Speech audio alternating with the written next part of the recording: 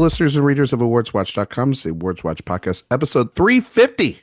I'm your executive editor, Ryan McQuade, and joining me today is our editor-in-chief, Erik Anderson. Don't fuck with me, fellas. This ain't my first time at the rodeo. And Josh Parham.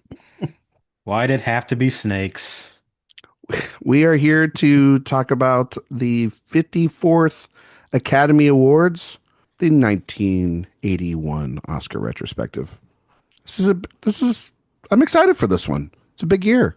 Interesting lineup. A lot of good movies. A lot of good movies. Good movie year. Can we say that? Erik, you were seeing a lot of these movies in theaters. Good movie year? I thought it was a good movie year. Yeah. I remember a lot of these very well. What were you doing in Erik, what and who were you doing in 1981? Okay, I was 10, so you never know. Maybe be a little bit less Epstein files about it. Wow. I don't know. When did you, we don't know when your experiences are in life. Oh, it's also just, let's just say you were also at the first Academy Award. So you're like a spirit that's always evolving and changing. So where were you in 1981? What were you seeing? I was 10, so I was seeing Sure. Raiders of the Lost Ark. I was seeing anything that was PG Reds. or G rated. I did not see Reds at the time. No. On Golden Pond. I did see On Golden Pond. That was a big movie to watch with my mother and my grandmother. Did you go see Arthur? Big movie. Yep. Yeah? I did actually see Arthur. French Lieutenant's wife? Woman. Did you? Yeah. Woman. No, I did not at the time. What about Absence of Malice? Yes. Actually. You did? Mm-hmm. In 1981? Mm-hmm. See? Mature for his years.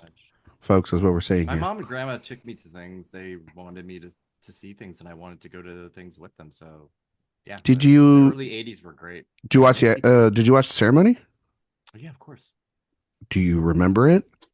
Not really. No. Do you remember a lot of Carson as the host? Not.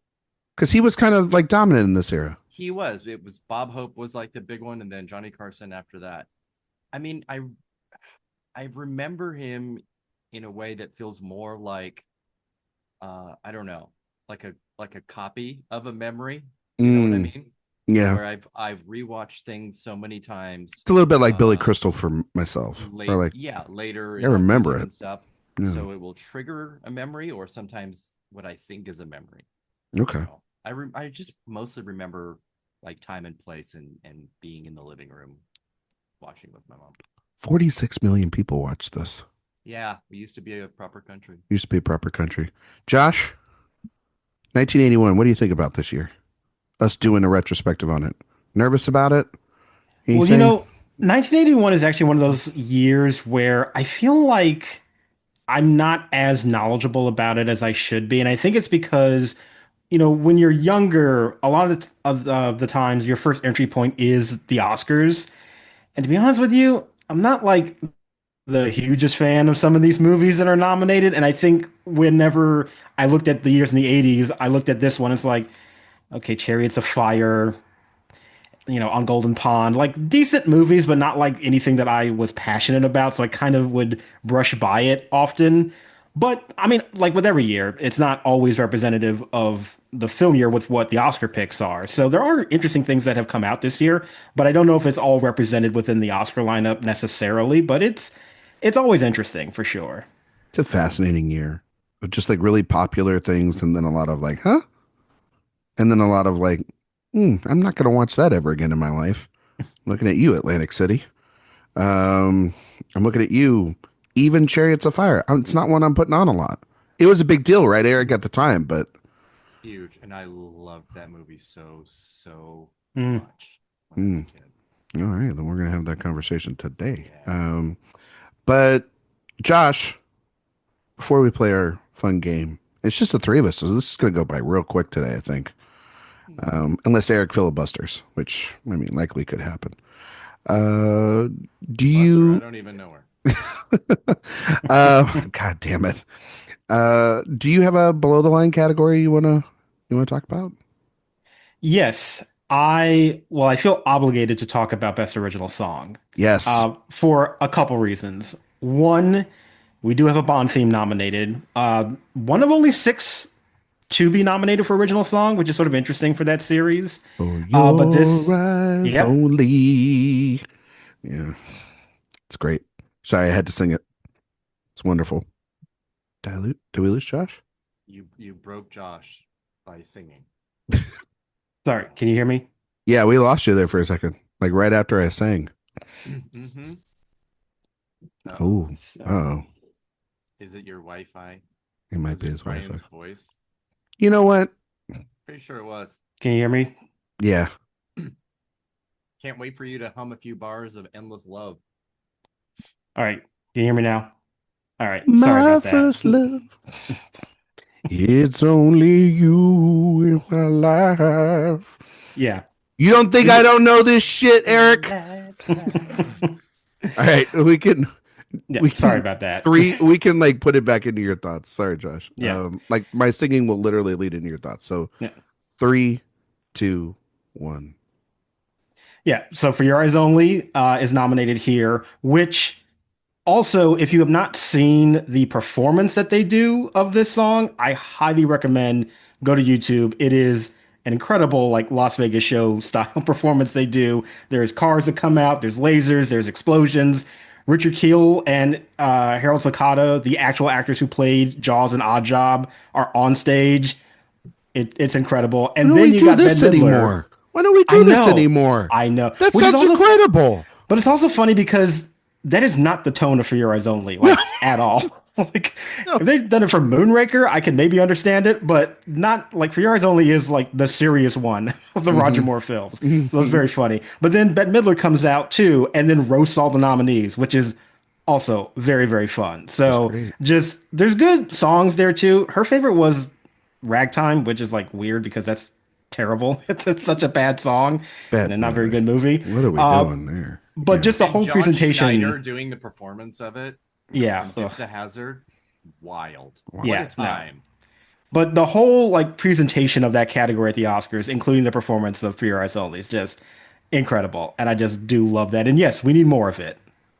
Erik, you were big on yacht rock at the time. I know that about you. This is not a bit. This is true. Erik and I have sang Christopher Cross together multiple times. So him winning this Oscar, it was his year. Like he had the Grammy wins. He had this. He was very dominant in this era. Christopher Cross, right, Yeah, Erik? because this is where he started. So Yeah. his Grammy domination, new artist album, like everything. He was like the first one to do that, and like, Yeah, or and he was then the like, first. and then like the last Billie one was like Eilish. Billie Eilish. Yeah, Yep, that's what's so that crazy is about correct. that. But Erik, do you have a category?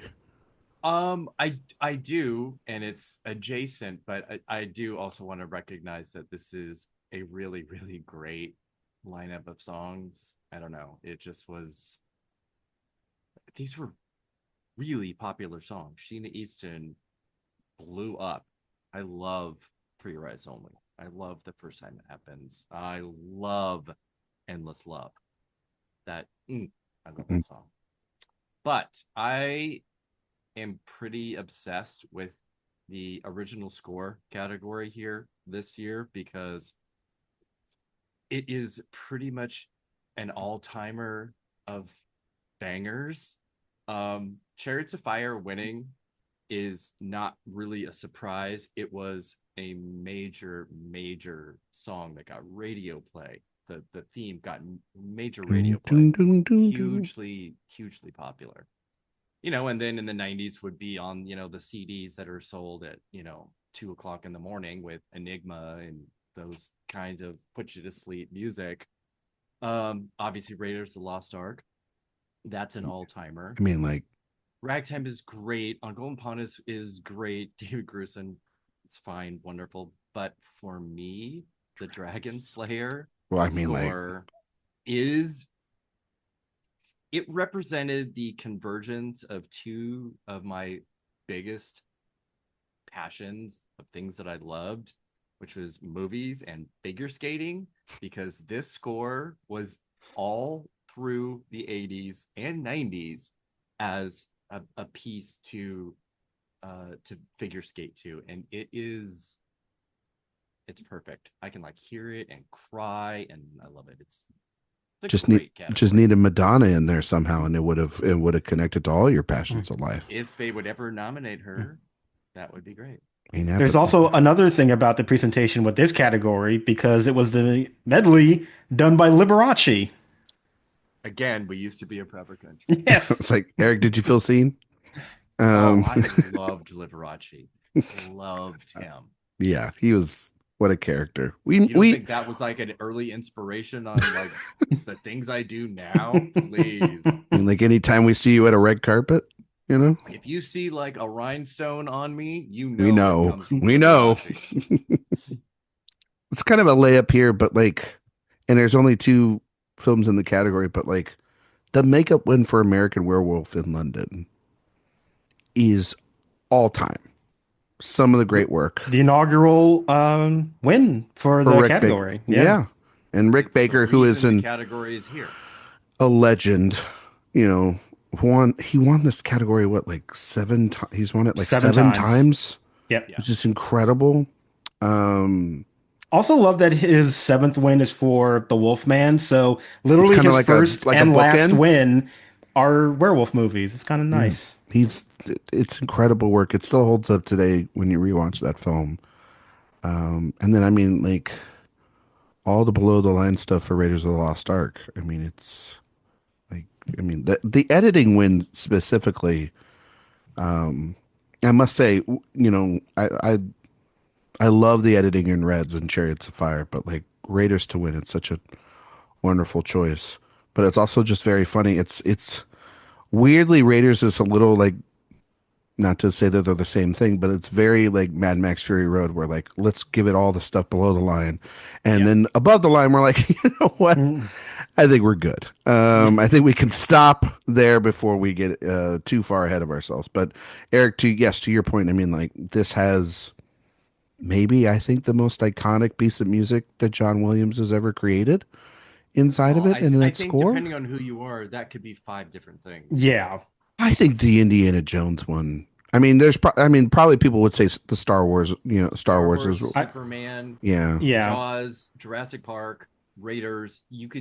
There's no wrong answer. That's true. Yeah. To me, when I would think say of Star Wars, but Raiders obviously is up there. I think of John Williams, I think of Raiders of the Lost Ark. Just because, for me, when I think of John Williams, I think of his movies with Steven Spielberg. So probably Jaws or Raiders is probably what I think of. But yes, then, I mean, for God's sakes, no one he also did horn than John Williams. That's true. I mean, he also did Harry Potter, which is an entire different generation's franchise stuff as well. So it's like, oh yeah, like if John Williams, if he was born in like the 1700s, we would be talking about him like Mozart and Beethoven. I mean, they have just as many concerts now of that music as they do John Williams. Yeah. So okay, shoulda, coulda, woulda game. We do the top 8 categories.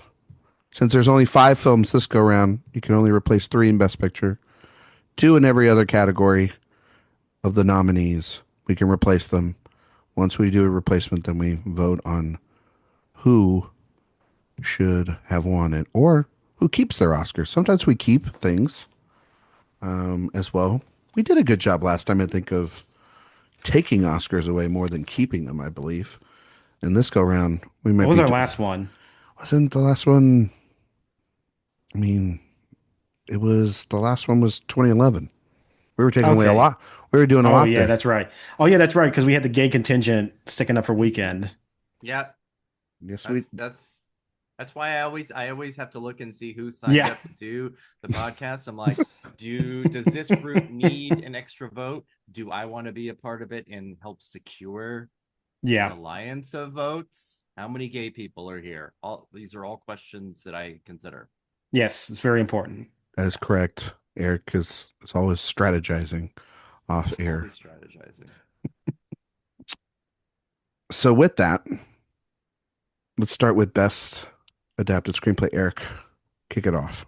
All right. Best Writing Screenplay based on material from another medium. The winner was On Golden Pond, and the other nominees were The French Lieutenant's Woman, Pennies from Heaven, Prince of the City, and Ragtime. Well, I saw Ragtime for the first time for this discussion. That is not a good movie. It's, Mm-mm, I was sort of shocked by how bad that movie Is was. that what the mm-mm. the Tony musical is based off of? That just won a bunch of stuff or whatever? Are they the same thing or is it different? Are they two different I think entities? I think it is based off of the It- same It's material, based but off the it's same material, but yeah. it's just done differently, completely. Because I I remember, know there because is. the movie stinks. I'm trying to clarify this. The movie stinks, but so like to see this musical like be like I think this is a bad movie. This Yeah, is it's what we so bad. I was like every 20 minutes, the story just decided to be something completely different. And it's like, what, wait, what is going on? I'm trying to follow what is happening, and it is a complete mess. I did not like Ragtime. Eric thoughts on Yeah. Ragtime? Not great. Not great. Yeah. And generally this category, not great. Not great. Not great. I'd Yeah. Oh, probably by the keep way, just also wanted to clarify. Per the 2011 episode, we did announce that we still do have an Oppenheimer on the table, a category bomb that we could erase everything in the category, put five new ones and a new winner.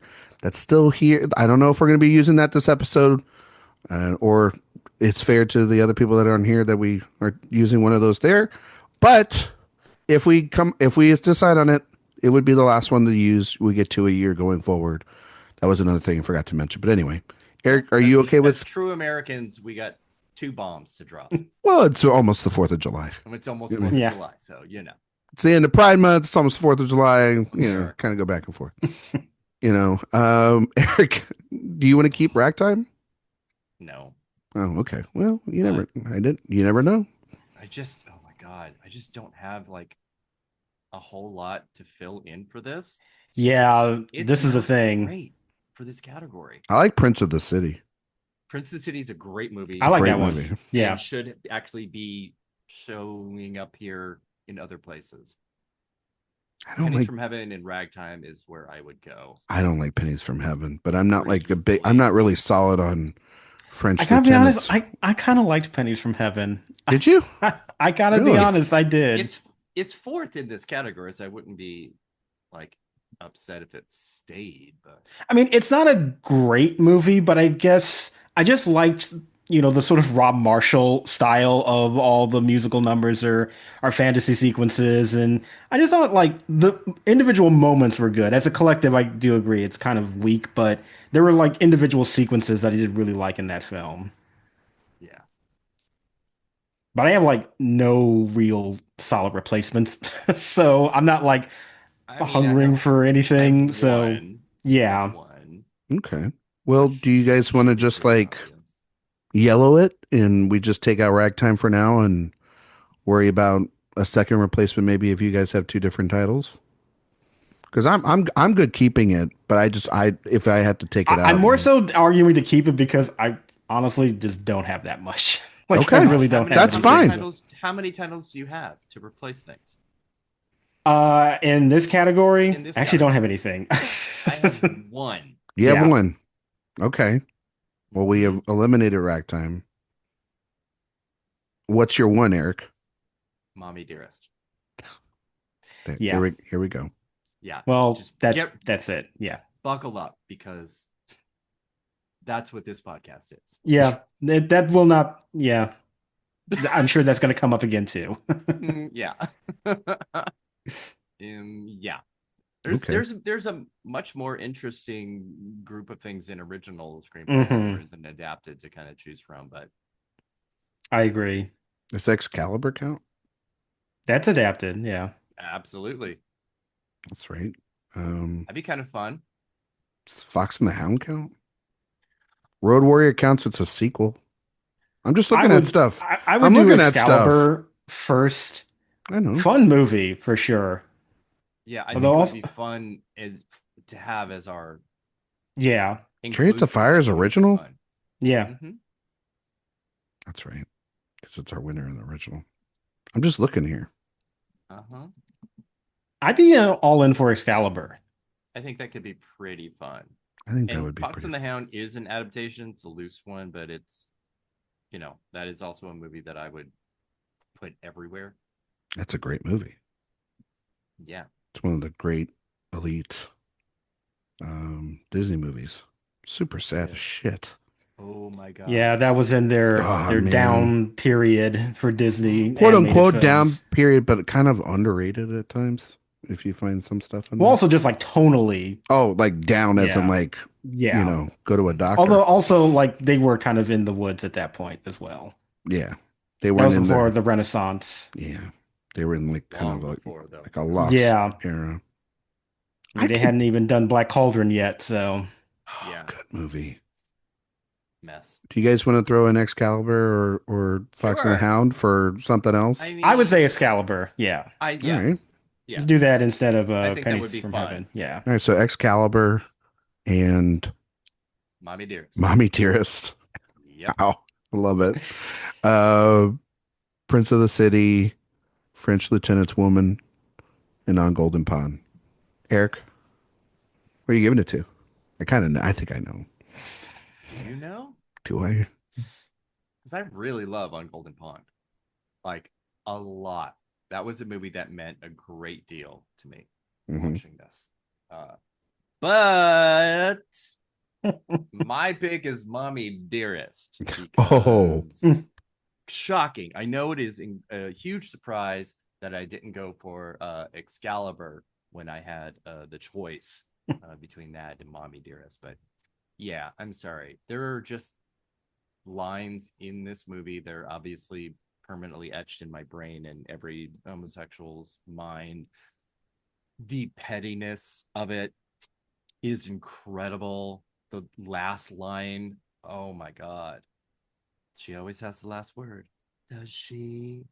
It's like my favorite kind of just horrible soap opera. So yeah, it's a masterpiece. Camp, right? Easily. Yeah, this is camp. Jay would ask that question because he doesn't This is understand camp. what camp is. Yeah. Yes. He needs We've the been- education. Yeah. We've tried to educate him I know, but he didn't understand that camp can be multiple things. both things where it's intentionally bad versus unintentionally. The original was unintentional, really. Yeah. But you can create something that is, intentionally trying to satirize and kind of make fun of something already stupid. But it's real camp is better. I agree. Josh? I was gonna go with Prince of the City. I do really like that movie. I do think it's kind of an underrated Sidney Lumet film. And yeah, I really just love the kind of procedural nature of that story and following that character. Yeah, I'm gonna vote for that one. I'm with Josh. Prince of the City would be my pick. It's very underrated for Lumet, and him writing this screenplay about this officer in the NYPD who was trying to expose corruption. It harkens back to his work in the 70s, obviously on something like Serpico, but I don't know. It's just really, really good. It's just one of those screenplays that, and also he doesn't write a lot of his screenplays, a lot. So, he had a really personal attachment to this one. I think it recently got a 4K release too, and it looks incredible. Just one of the great underrated gems from a director he's got a ton of underrated gems, honestly, to be fair, because he's got such a sprawling filmography. But Prince of the City, Erik, sorry. I'm not mad at it. But It'd be my third, but yeah.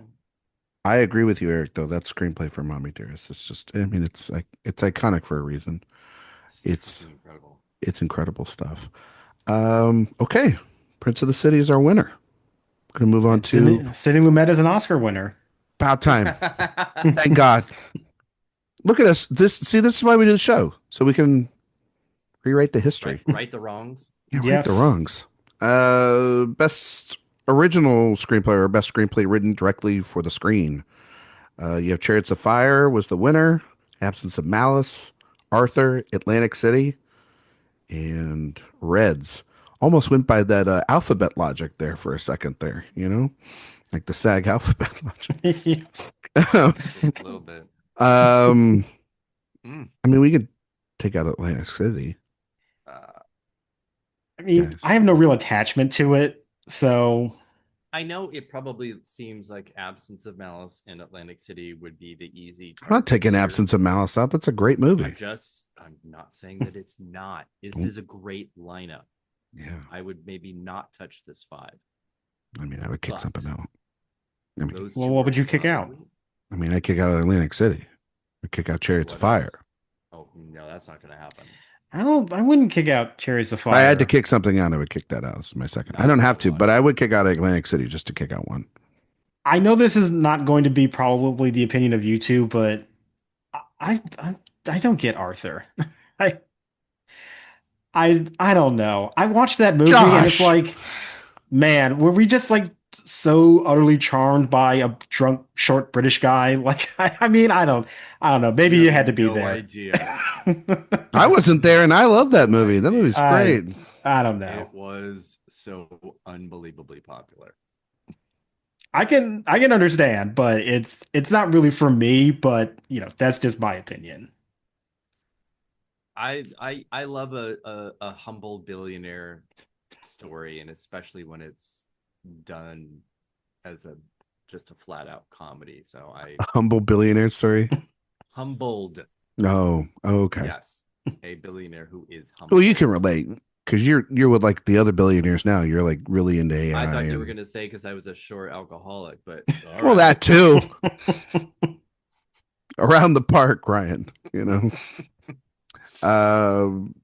Yeah, I mean, for me, I wouldn't touch Chariots of Fire, Arthur, or Reds. Okay. And it's nothing just bad about. It's nothing personal. Strictly business. Yeah, I love Absence of Malice. I love Absence of Malice too. Are we Atlantic City? I think Atlantic City seems to be, if we're kicking out one, that would be the first one to get cut. Yeah. Okay. Can we just kick out one? Because there's a lot of categories I would like to just kick out. Yeah, we can just kick out one. That's fine. Yeah, let's just do one. Yeah, we're gonna just do one because we're not. Yeah. Good. Oh my god. All right. So what are we replacing it with? Polyester. Okay, that's on the board. Mm-hmm. I mean, there's also Raiders of the Lost Ark. There's Thief. Yeah. From Michael Mann. 4 Seasons.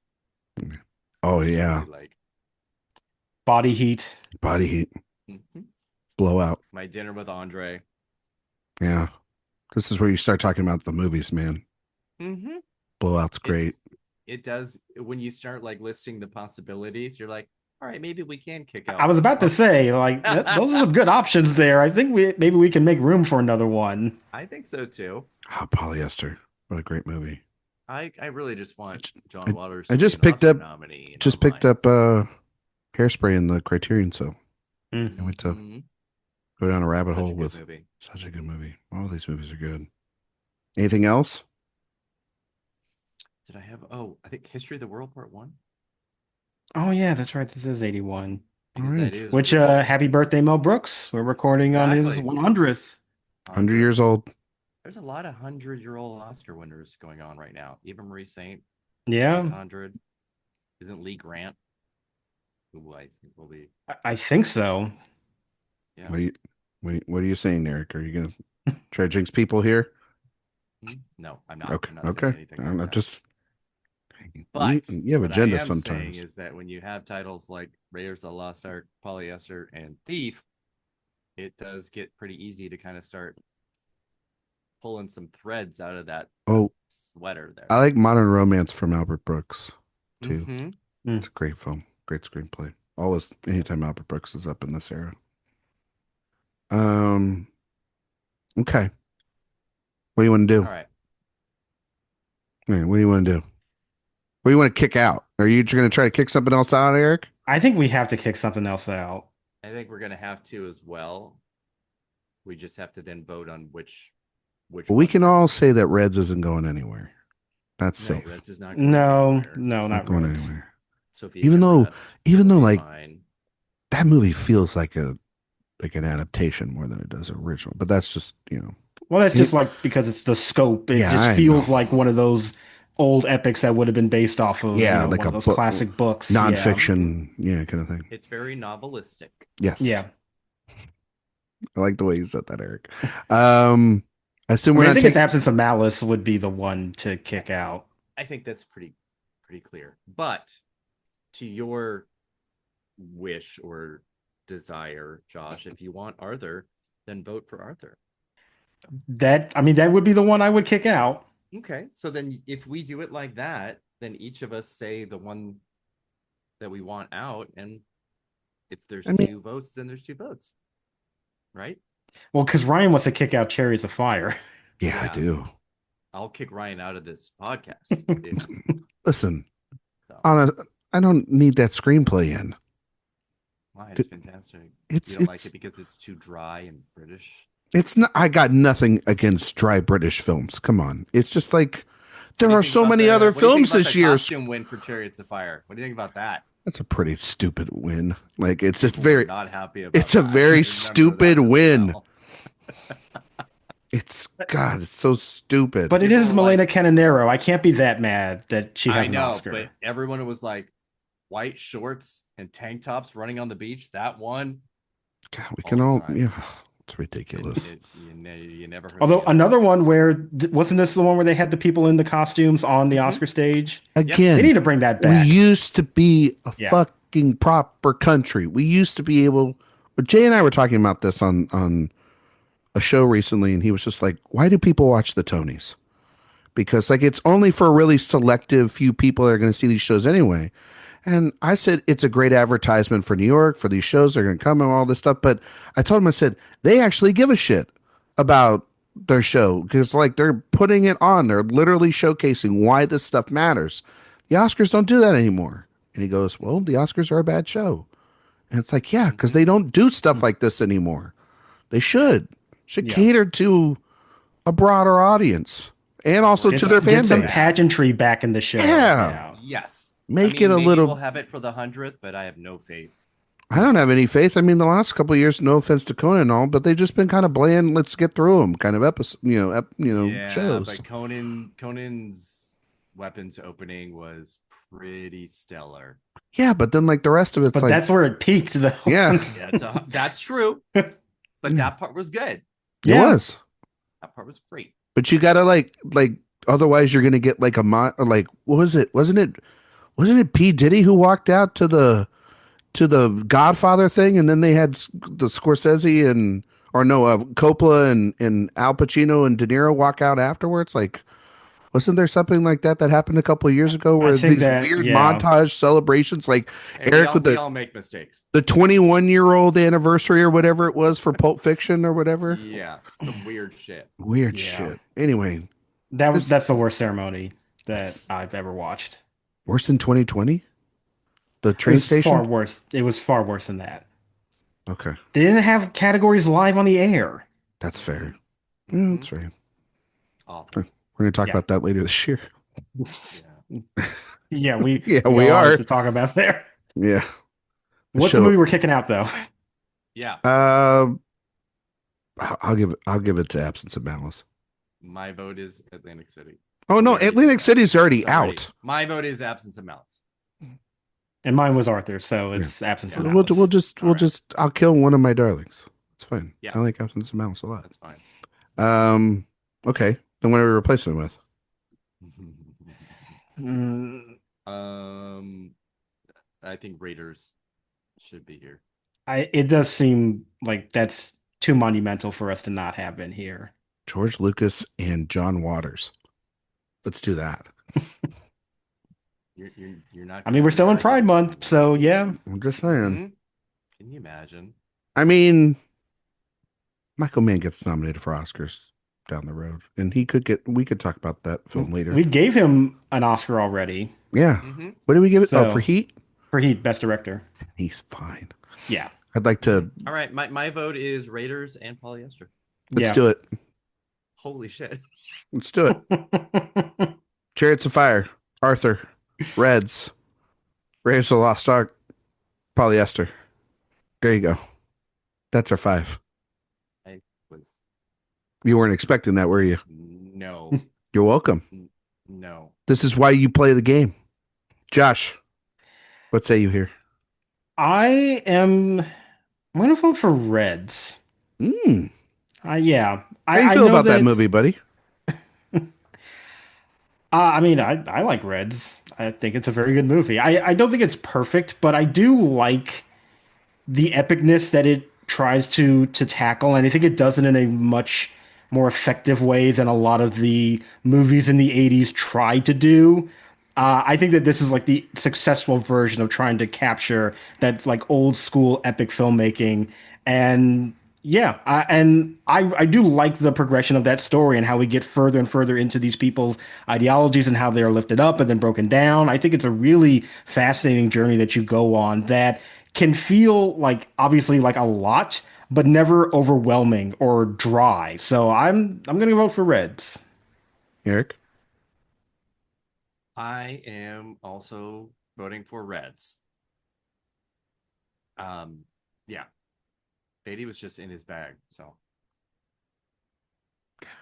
We talked about Reds earlier this year on Director Watch. Good episode, by the way. Highly With recommend people listen. where Sophia and Jay were going back and forth against That this is why I film. suggest people listen because it was a it's very good it's discussion. incredible It's because it's it actually not what you think it's going to be no, if you don't know what that conversation is about. Yeah.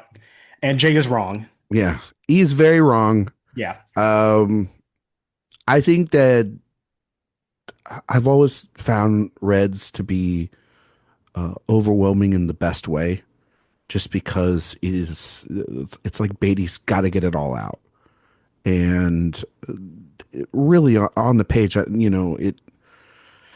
it's such a behemoth of a screenplay, and it's to use the word it's sprawling, like you were saying, Josh, earlier. It's like that epic book that we didn't have, and it feels very epic in scope, and it's those types of films that I love.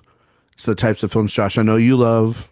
It's very funny that like Milos Forman has ragtime this year because it feels like uh, Amadeus in a way where it's so big, and it's just kind of like how the 80s were, where it had some of the, when these big, epics happened, man, that they dominate.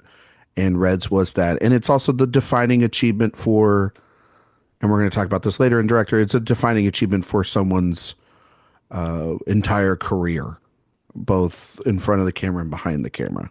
And only his second directorial effort. It's only a This second, and was you can feel Yeah. the massive step up on the page, crazy. in the performance, behind the camera.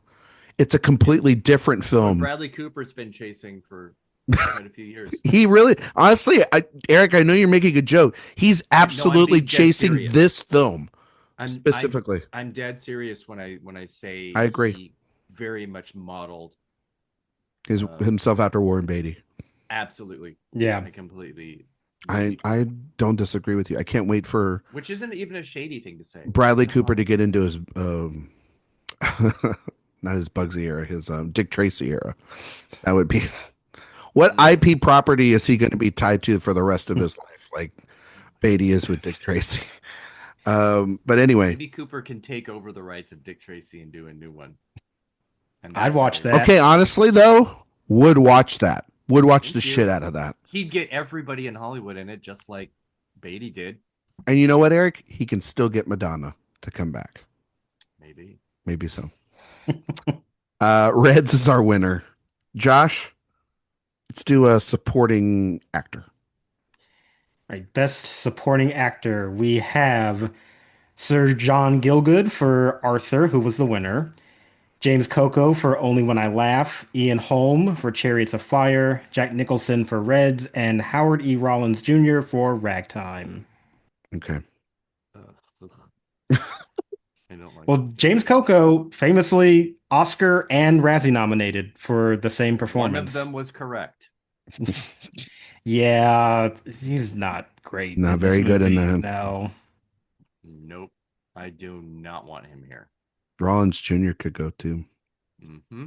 Any Yeah, I think really those are any the two. really anybody in ragtime's just gonna have to take a back seat today. It's just Yep. sorry. It's really rough I think it's like performances. if the movie was about him, then maybe he Maybe. would fare better. But again, like this story almost like just suddenly decides that he's the protagonist for like some reason. It's like, well, why wasn't he the main character from the very beginning? It's very odd to me. So Coco's out, Rollins Jr.'s out. Who we replacing him with? Just get tough. Eric's quiet. I mean, also not like a lot of great choices because it's like No, you It's look where at you can something get like creative. Raiders, and who are you going to pick from Raiders if you wanted to like to be that? 'Cause it's oh, there's like John Rice Davies. I feel like that would I be I probably the one.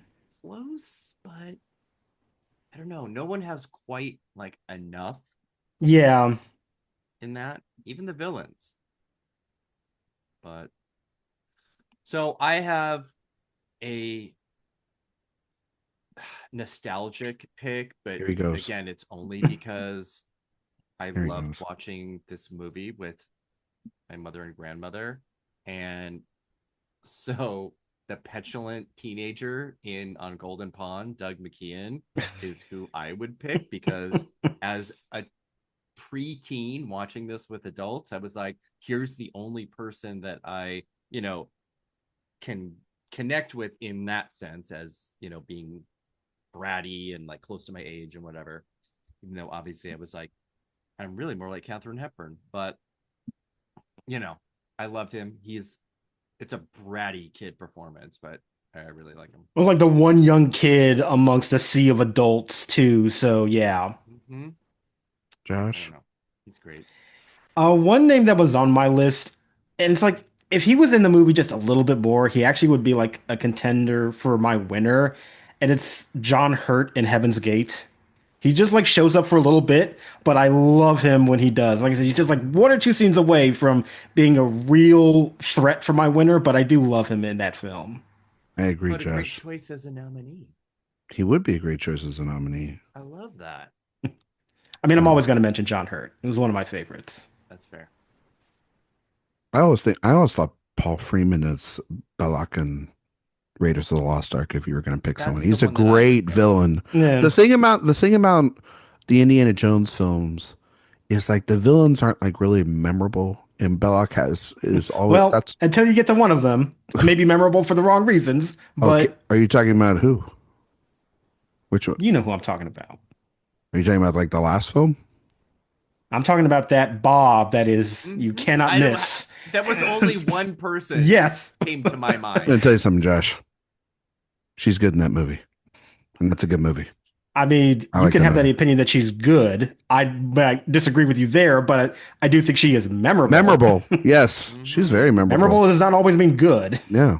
I no, but I think that like there is something great about him and in that film opposite Harrison Ford, and also just I mean his face melts at the end. Like no other nominee Yeah. could say that either.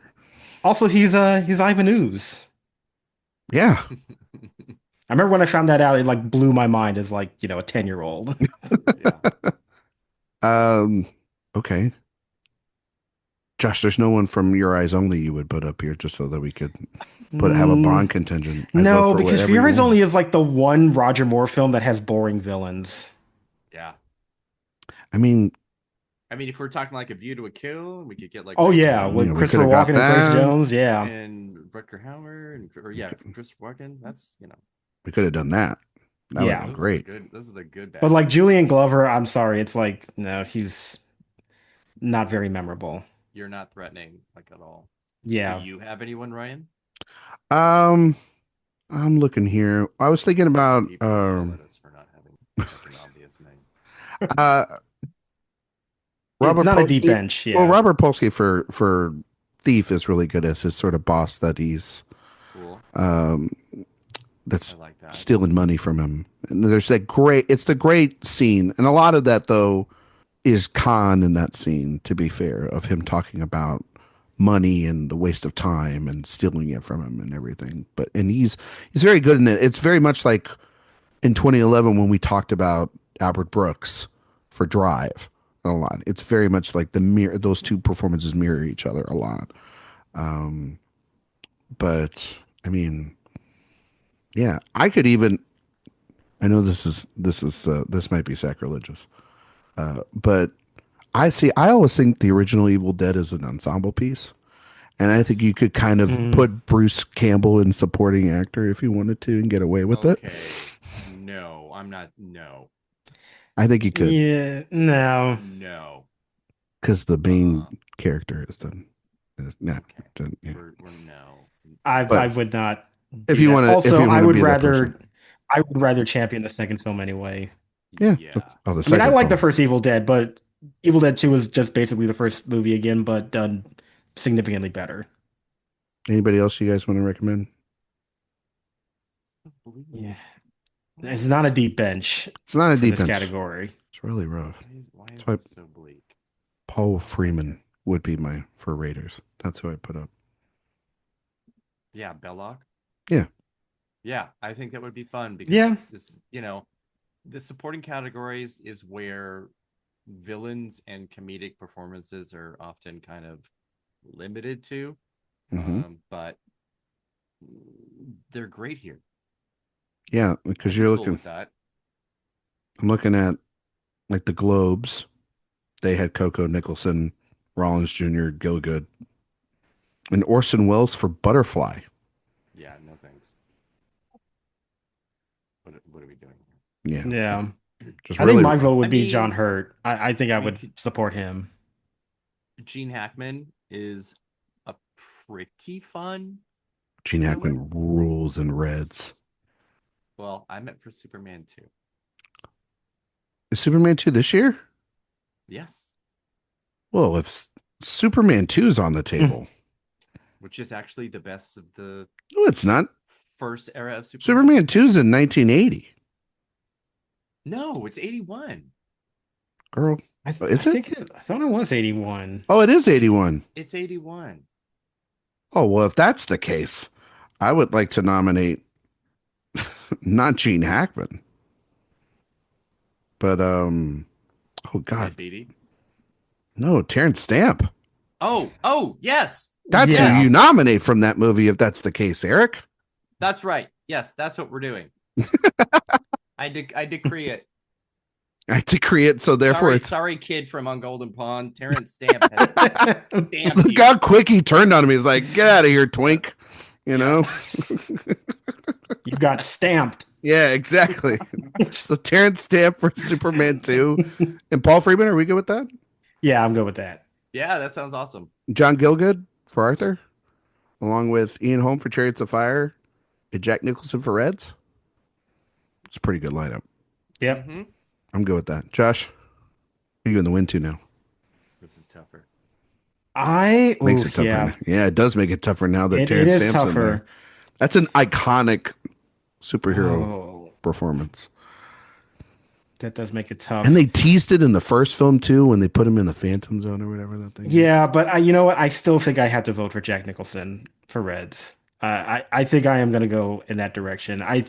Man, the scenes, especially that he has with Diane Keaton, are just so cold and exacting, but they are some of the most thrilling moments, honestly, in the entire film. And it's also great to see him play in that lower register because we all love big and boisterous Jack, but I do think getting the opportunity to see him be quiet is also like kind of rare sometimes, and it's hard to appreciate that side of him. And I really do love his performance when he plays in that register. So I'm going to vote for Jack. Those are some of his best performances, just like in terms of endearment, when he's more reserved, but then that makes him more human rather than a movie star, and that's what's so versatile about him. He's great in that movie. He's great in Reds.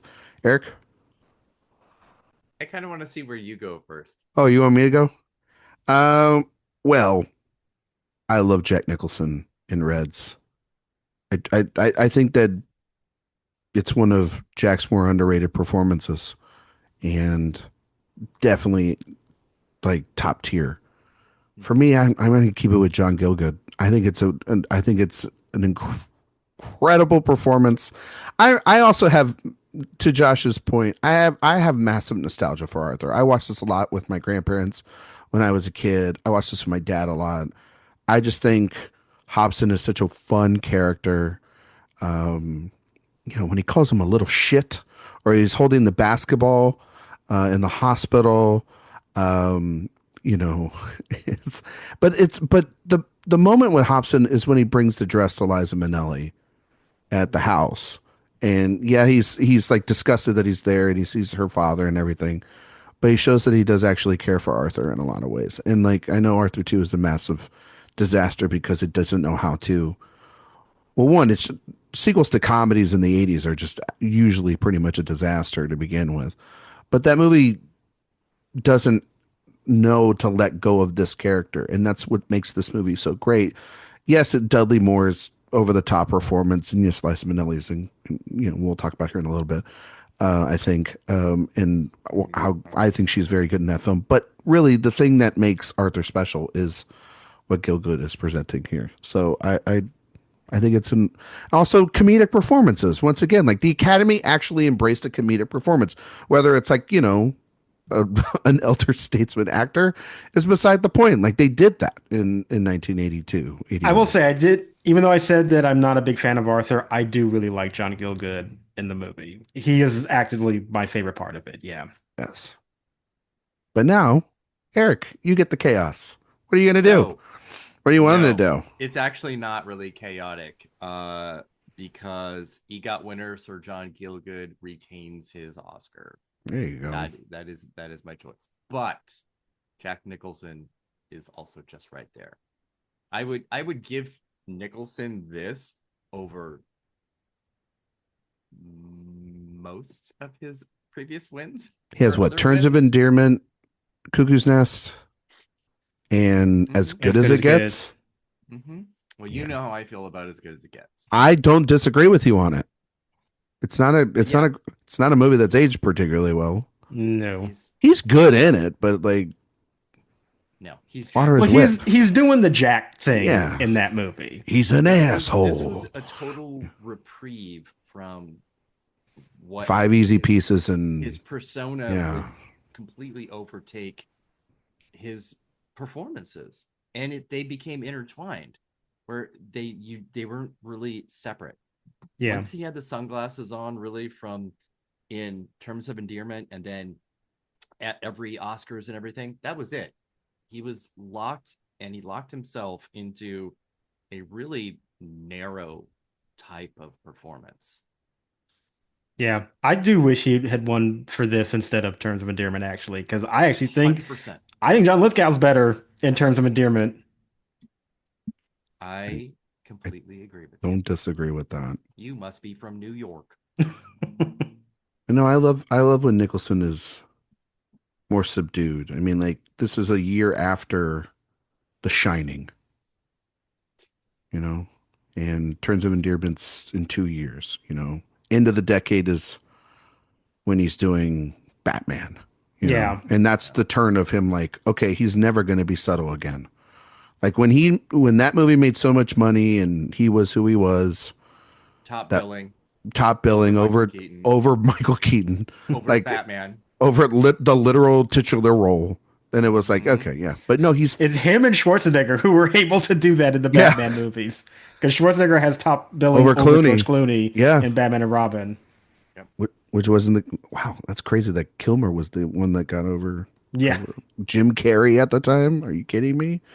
Okay, John Gielgud keeps his Oscar. It's a good win. Erik. Yes. Erik, supporting actress. All right. Best actress in a supporting role. The winner was Maureen Stapleton for Reds. And then we also had Melinda Dillon for Absence of Malice, Jane Fonda for On Golden Pond, Joan Hackett for Only When I Laugh, and Elizabeth McGovern for Ragtime. This is easy too for me. Yeah? Who is it? Hackett and McGovern. Yeah. Easy for me. Josh, you disagreeing with any of that? I mean, this is also a category where it's like I don't really care about most of these nominees. Yeah. I actually do think Elizabeth McGovern is actually like the best performance in Ragtime, but I don't really care to keep her. I don't, so if there is passion to move her out, that's fine with me. I kick her out. Yeah, that's totally all right. Get out of here, Downton Abbey. You know? And Hackett, I mean, no, no, no, no, no, no, no. We're going to talk a lot more about supporting actresses over the next 2 weeks. Yep. But definitely those two actresses can get out of the category. All right, who are we replacing them with? Erik. I mean, I think we'll all probably agree on one. Okay. Probably Karen Allen. It's Karen Allen. It has to be where we're all gonna want to agree Yeah. on that. It's too bad Jay isn't here because he would have been also very supportive. I know. I'm sure. I mean, and I'm she's actually glad that Jay isn't here because I would never get any Mommie Dearest stuff pushed through. That is true. Because I want Diana Scarwood or Mara Hobel in here for Mommie Dearest. Okay. Depending on where you guys might want to allow one of those to happen. Does Liza get thrown into this category, or is she a lead You actress? can mention her, but I'm certainly not going to vote for her. Okay, I would mention her here. I think she's really good in Arthur. I actually do like her in Arthur. Again, like I know I said I didn't care for Arthur, but I did actually like. I think this is the right placement for her, honestly, not in lead actress. I think she's supporting. Well, she could be borderline. There's people, she has parts where it's about her, but yeah, but it's his movie. It's his movie. I feel like I know. supporting. Just and helper prostitutes are supporting roles. Sorry, that's just. Hey, that's real work, Yes, so it's like half the nominees in supporting actress. Exactly. Yeah. Wait till we get to that supporting actress. Oh my Jesus god! Christ! When we get to that, starting next week, whole tier that it's just hookers. Yep. You got S tier, you got A tier, and you got A and W tier. I don't know if we're allowed to say hookers anymore. Are we allowed to say hookers? We have to say sex workers. I guess we have to. Yeah, technically. Sex worker, SW, sex workers. All Streetwalkers, yeah. Exactly. Ladies of the night. There's nothing negative about it. Listen, I like hooker. God damn it. All right. Josh, do you have anybody? Guy talking about hookers on this show. I mean, my main one was actually Liza. That was the other one. All right. Josh, you want to do Liza and Karen Allen and block Erik out here? Let's do it. I mean, Erik has gotten a lot. Yeah, he has gotten a lot so far. You got to have some disappointments too. So, yeah. So. I mean, I can't pretend that Mink Stole and Edith Massey have a chance here, but I can take the hits and the losses. Well, I mean, it's still Pride Month. Liza's getting in counts, right? Fake EGOT winner. Yeah. Wait, what did she not win? What did she? No, is Grammy. Her Grammy is not a real Grammy. It's like a. Is it an honorary? Special achievement. Oh, it's a special. It's not like a one. Yeah. It's not. You would have thought she would have read an audiobook or something. Her own audiobook is AI. Yeah, unfortunately. So, oh my God. You can't even win for that. Jesus. Well, no, you shouldn't win for that. That's well, crazy. Lady Gaga will just come in and tell her that she has a real Grammy. So that's what she's there That's for. That same ceremony too, Josh. Yeah. God. Jesus Christ. Yeah. Well, when we talk about that at the end of the year, Josh is going to have a lot to say. I don't think I'm going to be the only person with a lot to say. If Sophia is on that episode, I think she will have plenty to say as well. I don't know. Mm-hmm. I mean, yeah, there's gonna be a lot. All right, Stapleton, Dylan, Fonda, Minnelli, Allen. Josh. Oh wait, is it me? I'll go. You keep starting with me. Like, go to somebody else first. Sorry, I'll go.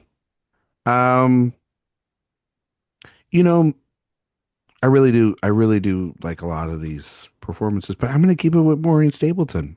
When I rewatched Reds this year, those scenes at the end of the film, when she is, again, Josh, you talked about this with Nicholson, when she has those scenes at the end with Keaton, which I mean, if we're foreshadowing to later, look out about that performance. But her scenes with Keaton by the end of the film, and where she's at within this revolution, what she's given up as well, and then when she sees Jack, it's truly phenomenal work. It's not a lot of work in a giant epic, but it is phenomenal work.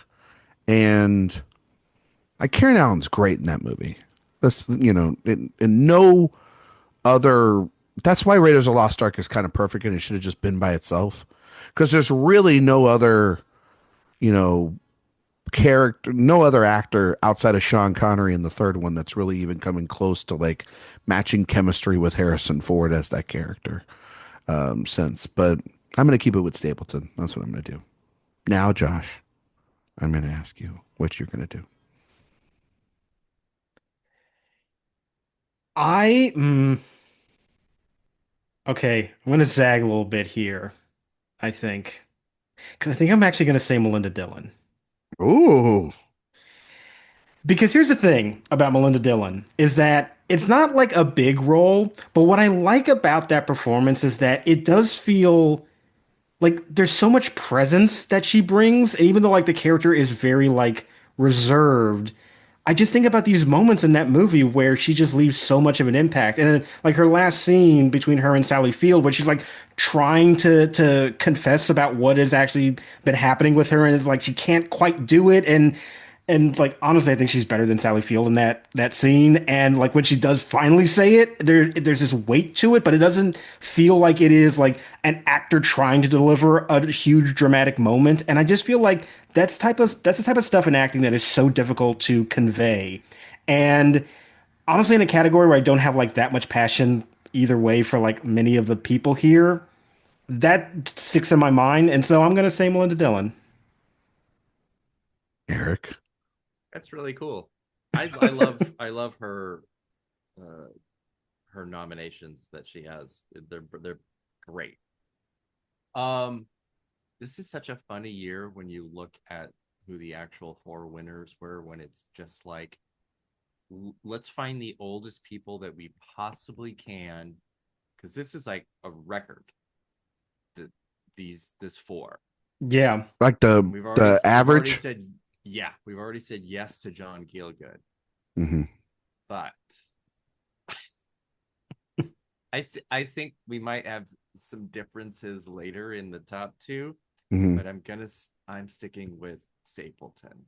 Okay. But I love the idea of Melinda Dillon. It's pretty I cool. mean, I like Stapleton as well. She's good in the movie. I was just Yeah, trying to be something a little bit different, but I Maybe. have no I complaints with like it. Maureen Stapleton. I mean, Erik, do you want to be different, or are you going to keep it? No, I'm keeping Stapleton. Okay. No, you keep it. Yeah, I'm just yeah. asking. These are questions I'm just asking. Yeah, but Maureen Stapleton also the only one of those four that showed up to collect her Oscar. I mean, Correct, because the others they went to a 4 o'clock salad bar and then they went to bed. You well, know. Well, Henry Fonda was dying at the time, like I so was gonna say, dying, Excuses. dead, or Excuses. no, You Catherine know. Hepburn, she was in the garden, she Yeah. was just in the garden. That picking her photo of her in the vegetables. Yeah, garden. Yeah. yeah, Same like Exactly. way. I understand where she was, but Mhm. Henry Fonda was on his She had that deathbed at the pantsuit ready time, for so Diane, was it Barbara Walters' funeral? yeah, Mhm. That's when Was she's it? gonna wear a dress. God, yep. that's so fucking good. That's one of the Fucking great, icon. fucking iconic. All right, best actor. Henry Fonda on Golden Pond, Warren Beatty, Reds, Burt Lancaster. Say goodbye in a second. To Atlantic City, Dudley Moore for Arthur, and Paul Newman for Absent and Malice. So like, yeah, Burt Lancaster, thank you for coming to the ceremony. You can get out of here. Anybody else? I mean, Josh, did you want to have a conversation about Dudley Moore? I mean, like to be honest with you, I Be don't think it's honest. like worthy of a nomination, in my opinion. I found Okay. it to be kind of a one note performance, but I get that it was popular. He made people laugh. Short British guy laughing all the time. Like, okay, I guess there wasn't much to do in the 80s. I don't know. It's just for me, I'm not that into the performance, but I get that he was popular. And I think with the two of you, he's probably popular enough to stay, but it's not one I really champion myself. I get rid of Fonda. I I Does that mean, think sound I have crazy? McQuade, I though. have a list of 14 possibilities here in this category. Listen, I'm not getting rid of Beatty.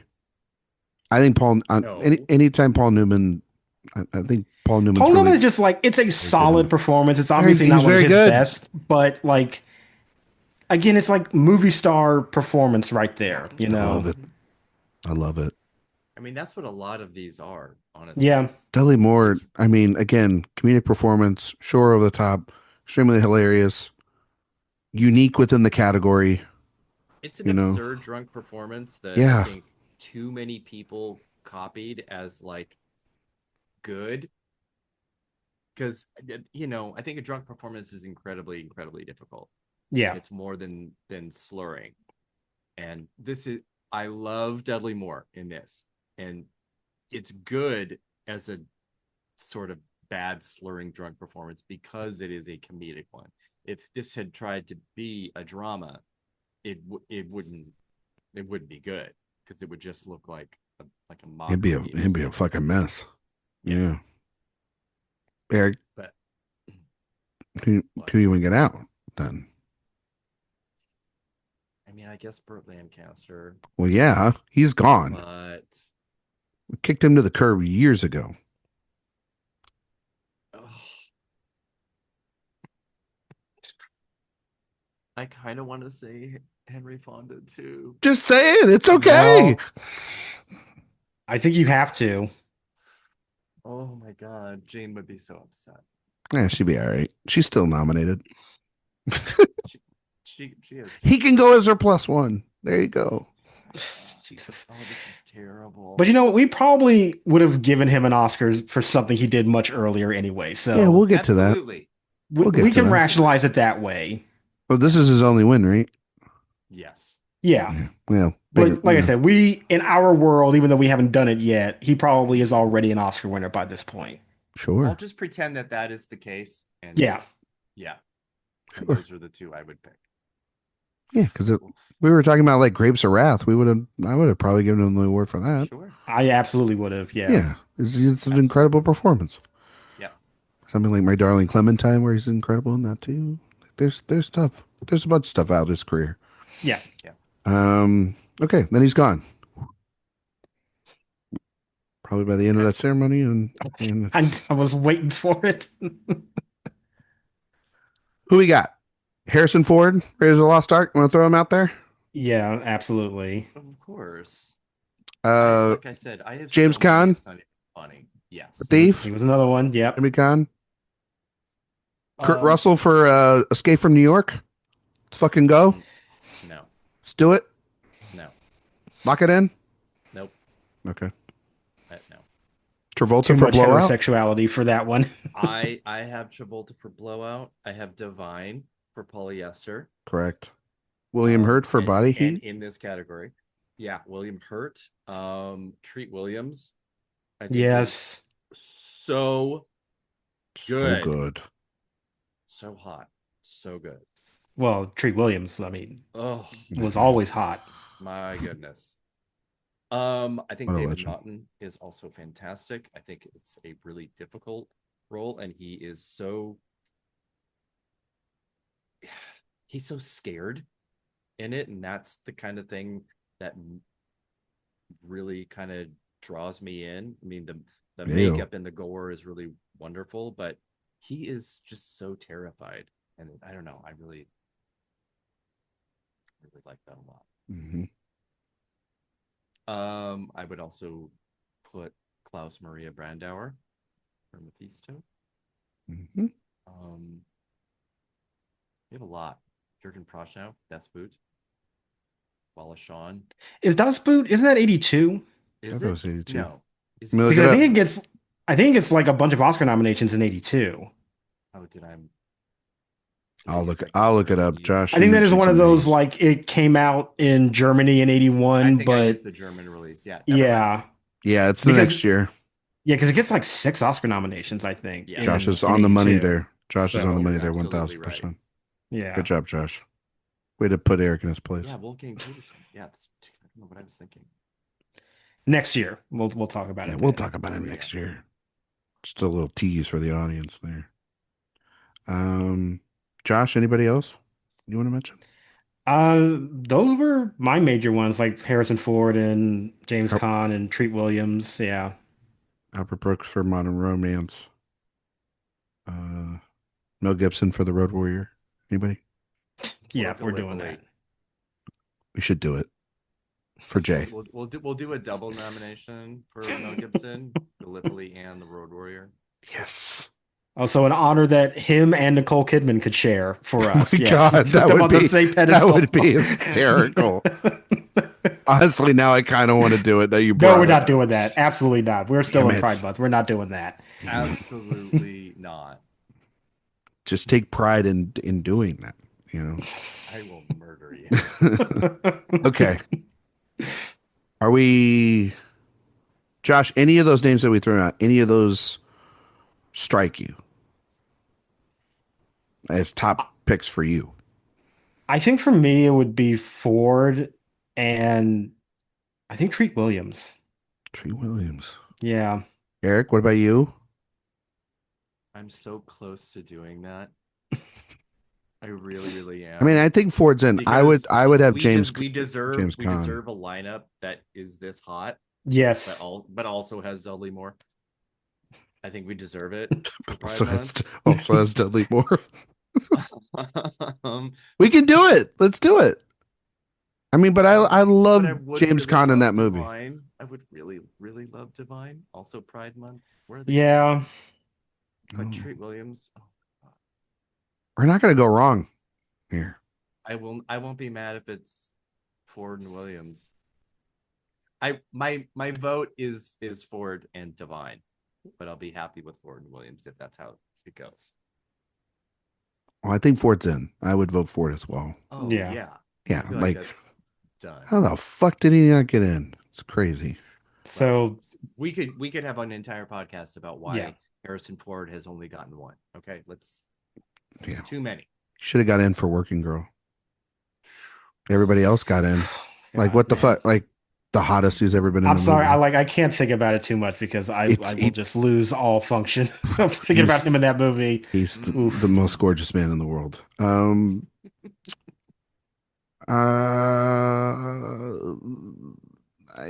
gonna go with Erik. I'll go with Divine. Okay. I think James Caan was gonna get in. It's all right, you know. And I think that's a great James Caan choice. would be my third. Yeah. Yeah. If we can't blow up this category because there's some great performances in here, but Yeah.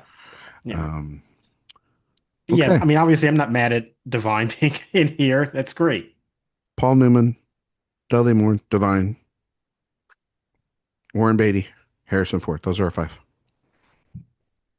Now in my mind's eye, I You're am seeing the picturing 5 boxes all of them in the at boxes. the Oscars. I think about this every time we do this game, and I've got them in boxes. Yeah. Like even if it's like last year when we did, or like the last time we did this in 2011, I have them in the 1982 or 4 boxes. You know what I mean? Where they put them on I the should screen. do that and just make some really bad art where we have Yeah. our nominees. I don't know why in you little haven't. boxes. It would be awesome if you did this. Erik, give me a winner. Okay. Since we just spoke about one of the biggest injustices that I think the Oscars have given Harrison Ford, which is a absolute lack of nominations, I'm giving my vote to Harrison Ford here. Okay. I love that. Josh.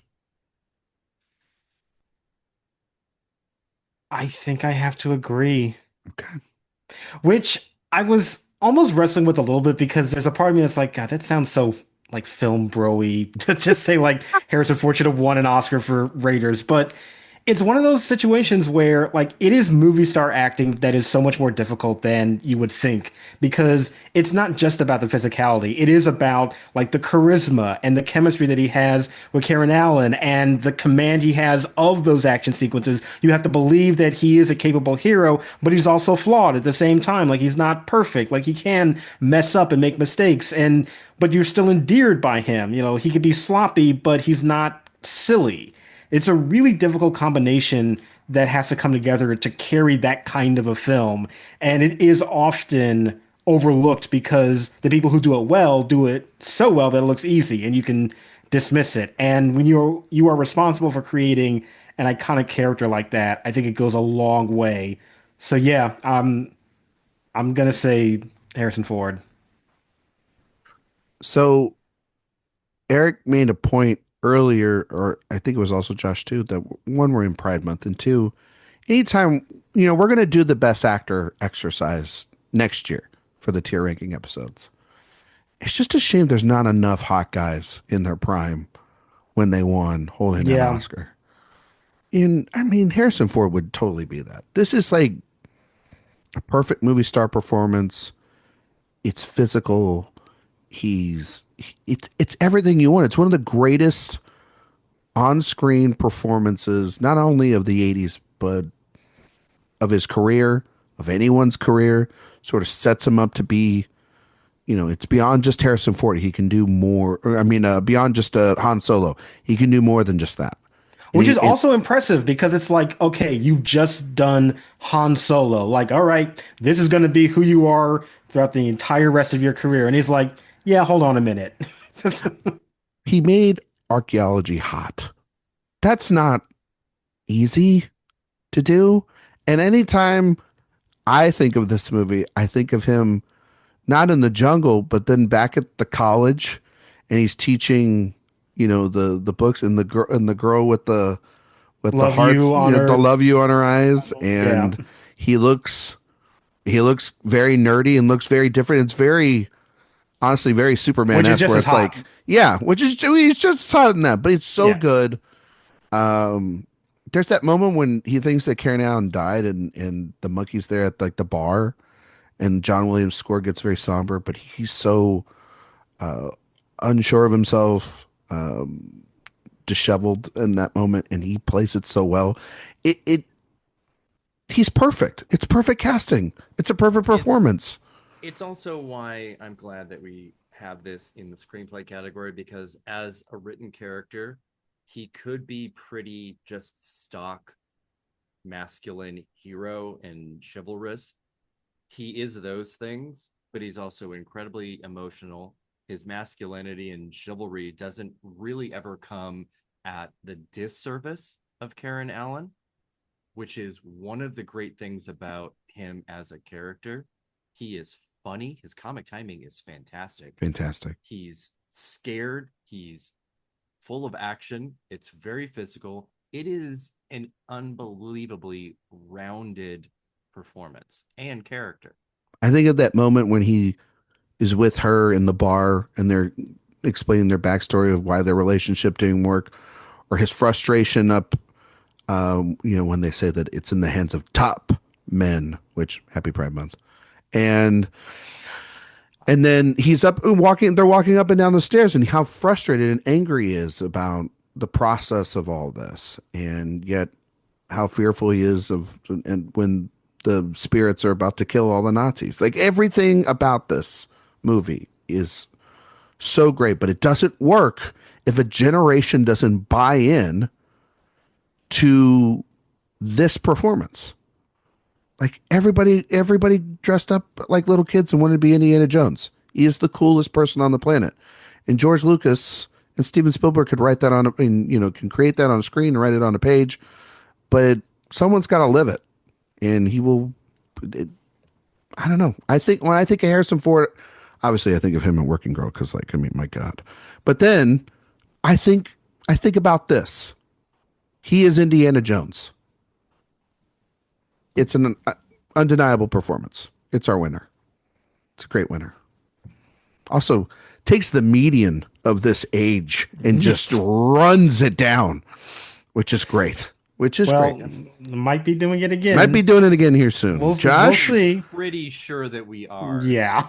Josh, it's your turn. Best actress. Best actress. We have Katharine Hepburn in On Golden Pond, which was our winner. Pond. Yes. You're my knight in shining armor. We also have Diane Keaton for Reds, Marsha Mason for Only When I Laugh, Susan Sarandon for Atlantic City, and Meryl Streep for The French Lieutenant's Woman. Bye, Marsha Mason. By Marsha Mason. Sorry, Yeah. Andrew Carden, but no. No. Nope. Yeah. God, Anybody Only else? When I Laugh. Also, just like the title, like the most stereotypical, this is a New York set movie in the theater world title you could imagine. It's almost parody. Only When I Laugh. Yeah. You know. Even has like the little anecdote joke with it to explain it. It's like, oh God. Yeah. Yeah. Josh, tell me how you really feel. Who else? Yeah. Sarandon or Streep? You're gonna Well- say it, aren't you? Or Hepburn? No. I wouldn't say Hepburn. I know. mean, I just wanted to see Yeah. Eric's reaction. No. His twin She did getting not really- jump her 74-year-old ass into that frozen lake for It was freezing, absolutely not. cold as a rock. Mm-mm. I would consider Streep though. I mean, I was gonna say even Meryl Streep has said that she's not in love with this performance. I So mean, no one is. This is not saying a lot for Susan Sarandon, but that is one of my least favorite Meryl Streep performances. Yeah. Ever. I'd be pretty cool with Marsha Basin and Meryl Streep out of here. It's crazy that we would kick Meryl Streep out, but Is it though? She's I 21 mean- nominations. There's Yeah. going to be plenty of opportunities to kick her out. yeah, I don't think Sarandon's that great in Atlantic City, though. She's better than Streep, and I would say she's better than Streep. That's fair, though. Okay. Also, when we talk about 2016, we will be talking about a Meryl Streep performance we're kicking out. I mean, that's the worst nomination she's Yeah. ever had. Well, So yeah, she can afford to lose there's some. some like the one we kicked out or did we kick it out in 2011?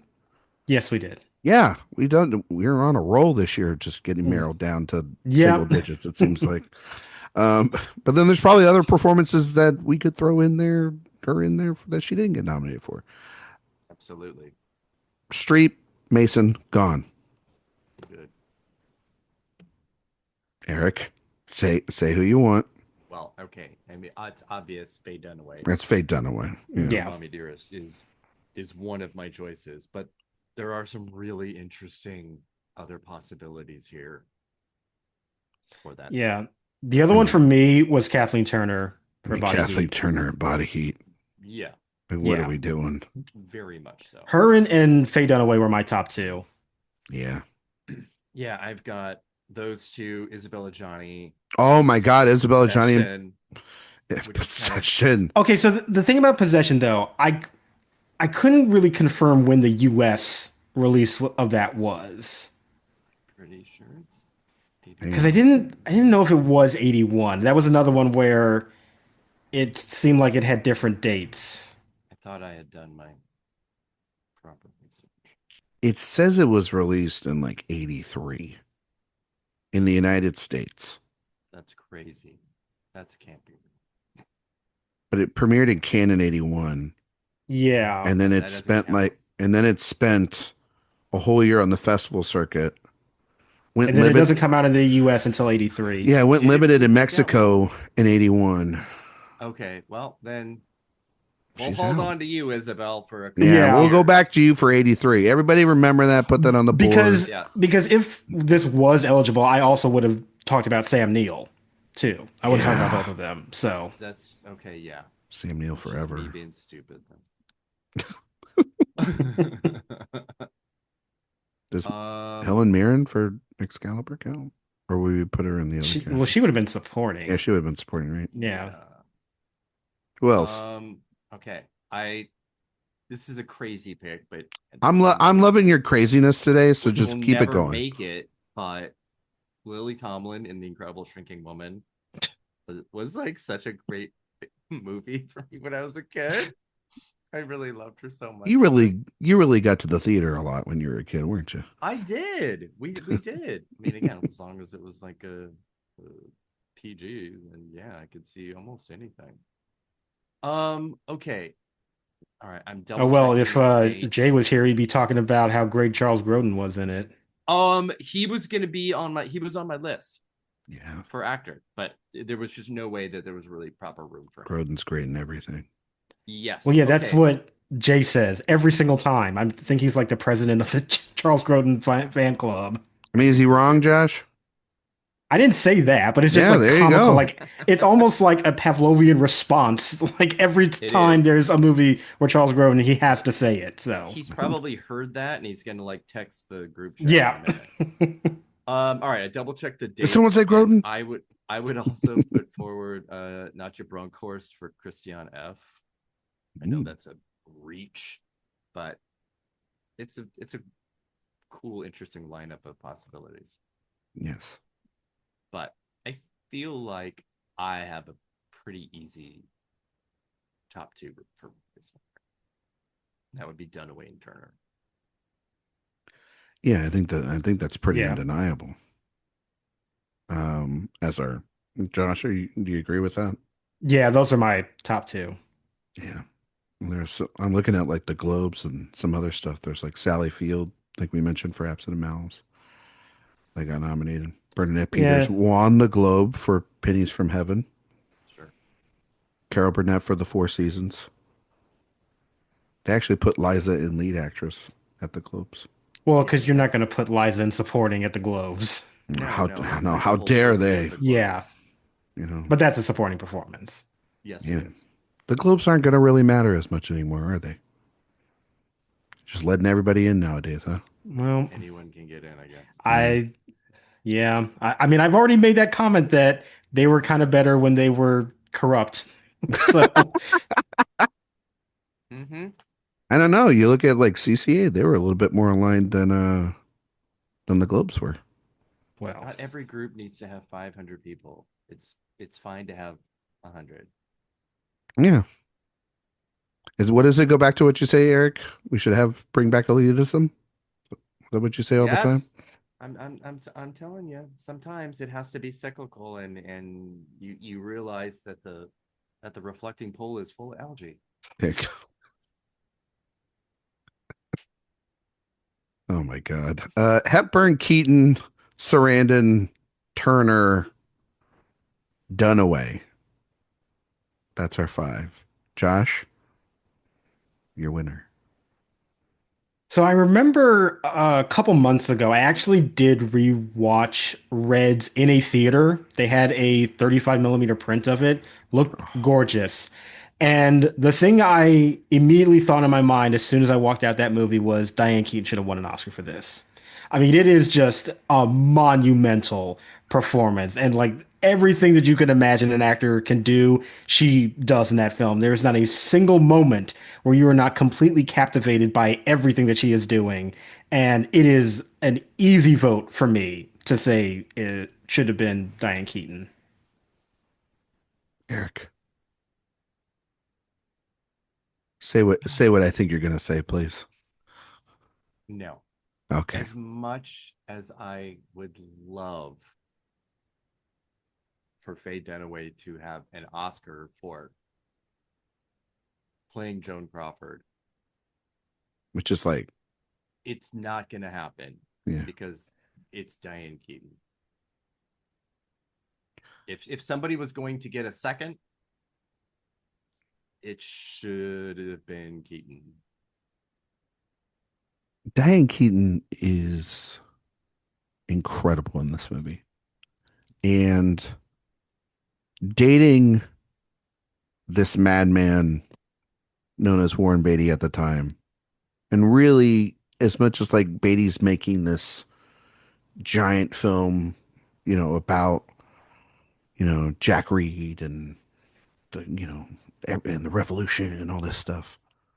inside of it, it's all built around her. It's all built around Louise. Like the movie doesn't work if it doesn't have her be the center of all of this. Their love story. Keaton's phenomenal in this. Like this is It's sorry the to say performance in the movie. I mean, the performance of that movie better than her Oscar win. Like my second favorite performance of her ever. And she should have. You're right, Eric. If somebody's going to have like multiple Oscars or like add an Oscar to their already existing one, it's not Hepburn and it's not it's not Dunaway or Sarandon, because this would have been one before she got her other one, right? It should have been Diane Keaton. She's incredible in this movie. so what's your favorite Keaton? Is it Marvin's Room?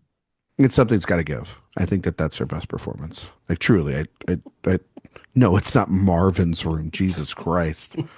No, I just think she's on another level in that movie. Yeah. So, I like her a lot. Yeah. and would be my winner of that year over Charlize. Yeah, I know. I feel like that's a third rail subject. I said that last year on the actress tier, I think. Yeah. It's not. I don't think that's crazy. I mean, like Charlize is great in that movie. It's an No, I just think there's a lot incredible of memories associated with that No, with that movie. And I'm just trying to that get people category. listen. I'm just trying to get people to remember what's coming next week, which is going to be a lot of fun comments you can send to at Eric Anderson on Twitter, Mhm. at AwardsWatch1 or whatever it is. What's your new handle, Eric? You don't know. How dare you? At Awards Awards. one. I don't remember How what. dare you? No, you got a new one. It used to be at Awards_watch. 6 months ago. Yeah. Well, I don't. It's AwardsWatch Erik. AwardsWatch Eric. That's right. Okay. You are a filthy animal. Best director, Eric. Okay. Best directing. The winner was Warren Beatty for Reds, and the other nominees were Louis Malle for Atlantic City, Hugh Hudson for Chariots of Fire, Mark Rydell for On Golden Pond, and Steven Spielberg for Raiders of the Lost Ark. As he should be. Yeah, they got that right. Mm-hmm. Okay. Who are we taking out? Rydell? Mark Rydell for On Golden Pond? He can go. Right? Atlantic City out? Yeah? Well, we have treated Atlantic City not very kindly so far, so it seems like that's an easy out. Hugh Hudson? I know you guys would probably want that to happen. Well, but like Warren Beatty's not going anywhere, and Steven Spielberg's not going anywhere. So everybody else That's is correct. expendable. it's either going to be Hugh Hudson or Mark Rydell. Like it's got to be one of them. I would lean towards Mark Rydell to get rid of if we had to pick. Get that pond out of here. I'm a little cooler on that movie than you are. Eric. Bye. On Golden Pond? Yeah. Yeah. I think it's I mean, fine. It's just not We've a favorite. taken pretty much most of its. We've taken all of its wins That's good. and a lot of Yeah. nominations, even. So, I'm okay with that. damn. Yeah. I would in that. Oh, that's so tough. Mm-hmm. It's such a sentimental favorite. I know. If I had to choose, if I Yeah. was Well, that's what we're choosing doing here. between one of those two, and Yeah. that is what we're doing here today. Okay. If I was choosing between Hudson and Rydell, Glad you figured out the game this late in I'm it. just making sure that people listening know. Okay. Making sure, It's fine. in case they're just tuning in right now. Yeah, they just fast forwarded to This this non-live specific program. moment. I would keep Hudson. Okay. So that means On Golden Pond is gone. Yeah. Yeah, That's another way of saying it. What we just said. I'm just Because he didn't want to say I wanted to eliminate. Yeah, On I just Golden want. Pond. But I'll He's keep just trying the to find one. another way to say it. So Sometimes would, I just would have go to down get easier. there a different way. Yeah. You know what? I respect The that for you. loons will not be coming back. There you go. Okay. So there we have it. The ones that stay are Hudson, Beatty, and Spielberg. Who are we putting in? John Waters, Okay. Michael Mann. Michael Mann. Michael Mann. Wait, did we all just say that together? Okay, maybe that should happen. Who else?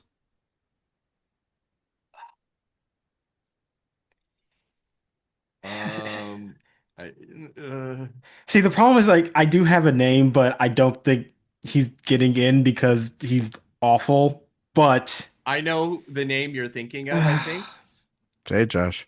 I mean, but like with American Werewolf in London. Yes, that was it. Do think it's a very well directed movie, and John Landis was on my list. I didn't know how much support there would be. At him right here. Yeah. Well, I mean, like John Landis, like, what did he do that was so wrong? Yeah. And his family, great people. Honestly, considering how many bad things he's done, including having that child. That's the worst thing he did. That's the worst one. Was creating Max. About neck and neck, yeah. About little. Well, odds and evens. That was. Sorry to those two kids. But I mean, De Palma. That was actually a poor choice of words. De Palma and blowouts right there. Yep. Well, I know, Josh, you're not a De Palma person. If De Palma's in, he's not going to have my vote. Okay. Casting's direction and body heat's pretty good. If that's the case. Yeah. Casting's direction, body heat's really great. This is such an unusual directing effort for George Miller for The Road Warrior, Carpenter for Escape from New York. Just very distinct visions in their filmographies. I won't really try for Frank Perry for Mommie Dearest. I know that's not going to happen. Not in this category. But not in this category. I would never put him over Michael Mann, John Waters, Brian De Palma, or John Landis. Yeah. Or Lawrence Kanston. Yeah. God, Body Heat really is a very well-directed film. It's incredible. Reitman did Stripes. Really great one. Terry Gilliam's got Time Bandits. Cronenberg's got Scanners. This is an incredible film. Yeah. Like, I mean, there's a lot of good stuff. There's a lot of really just like visions, you know, like when you see some, like just a point of view. It's, you know, I watched, not that we need to talk about it too much, but I saw Supergirl this weekend. What a fucking directionless thing that thing was. And that's why we're not talking about it on this show. And then you kind of done away. I mean, yeah, like the good one does. A good one in quotes, sure. All relative, yeah. All relative when you really think about it. But it's, there's just Sidney Lumet for Prince of the City. Another one, yeah. You know, I stop me. Literally stop me, because I'll keep saying names. Options. Yeah, there's a lot of good options here. It is a lot of good options. There are a lot. You know, it's like the original My Bloody Valentine was this year. My God. Okay, well, like there's some really good horror movies here. I was gonna say this was also. I mean, this decade was the decade for horny movies and horror movies. Hell yeah. We should have more of that. Where they met. Yeah, well, because 1980 is when we get the first Friday the 13th, and it just explodes from there. It just goes from there, and Porky's and all of those. I mean, Porky's is this year. Yeah. Yes, it is. I know. Believe me. Yeah. Best original screenplay. Yeah, exactly. Why didn't we know? Did you see that one with your mom and grandmother? I did not. I did not. That was a Thanksgiving viewing. That was a VHS later. Yeah, I bet it was. As a teenager. Through the peephole. And that was just like opposition research for straight people, right? Yeah. You know, all those movies would obviously have lots of female nudity, so I would just hope that I get to see something else. There'd be something there. It was pretty rare, though. Just give you a little Maybe something. There's something in the locker rooms with the guys, yeah. You would think so. Oh, this is the year of the Loveless. Okay. From Bigelow. Let's get to stick like with the real things. All right. Oh, Time Bandits. You said that. Oh, did I say that? Okay, sorry. Mhm. I mean 2. And of course, we said Das Boot was well, and then The Evil Yeah. Dead. Yeah. Which is a great, Yeah. great But again, direction. I yeah. wouldn't say script wise, direction wise. That's what Oh, well, that's what all those movies really are. Yeah, It's the direction. You excited for the new one, Josh? It's coming out.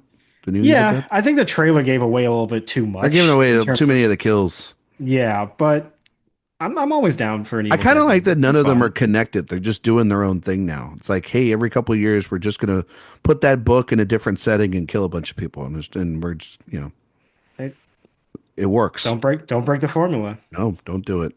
All right. Who are we nominating here? Well, were we all on board for Michael Mann? Sounded like, I man, don't he's our remember- I man. don't know because there's 4. There are a lot of names. There's 5 really, but 4 because you're Name 'em. anti-diploma and we don't have enough people here for that. So I have 4 I'm not that anti-diploma. I will Well, I am. choose from Josh is. and maneuver with, and that would be Michael Mann, John Waters, John Landis, and Lawrence Kasdan. So I will negotiate. I'm telling you, I'd also throw Miller in there for The Road Warrior. That's an Yeah, insanely great film. It's pretty great. It's a pretty fucking great movie. I like it, and it's actually pretty gay. Yeah, it is. We were Yeah. talking. If we were talking Thunderdome, Erik would be totally down. I love Thunderdome. Yeah, I know you do. Tina I mean, Turner. Thunderdome is a good movie. Thunderdome Yes, rules. it is a good movie. There's no Yeah. such thing as a bad Mad Max movie. It's all pretty good. I agree. Yeah. Great Tina Turner song. Thunderdome. Well, it's Tina Turner It's singing. her I'll- movie, yeah. like redundant statement. Yeah. Josh, who would be your top 2?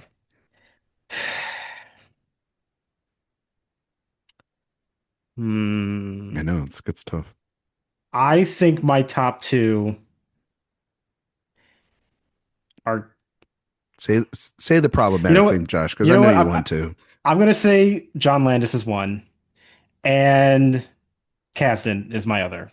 Wow, Landis and Kasdan. Yeah, Oh, like taking the noir and then just giving it that like my God.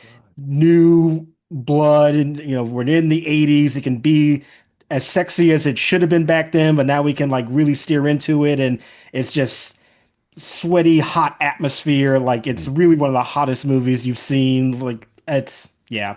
I'm gonna go Kasdan. I think you might have sold me on Kasdan. My God. I know. I'm serious. I'm This sold. is just it's his best and Yeah. different than anything that he ever did. I'm gonna say It Kasdan is- and Michael yeah. Mann. That's what I'm gonna say. I'm gonna go Kasdan. So that's a lock. There we Yeah, go. Kasdan is in. But I'm gonna go for a different one. Okay. So we'll each have something different, and then we'll have to revote and do something crazy. Because I'm gonna go for John Waters. Hmm. Okay. And I'll be happy with any of them. But if you want my vote, I mean, we can talk. I will say that Mm. we haven't put Thief anywhere. But I could lobby that for Best Picture nomination here a little bit. If I can. So We didn't even get Jimmy Kahn in. no, we did not. No, he was mentioned, but Yeah. he Mentioned didn't and get it. then- yeah, We just let it go. It's we had a just- lot of people to talk about in Best I Actor. don't know. Yeah, but it was just kind of like It's such a good movie though, man. They don't. next tier in I like know. many categories. It's so good though. It's a great movie.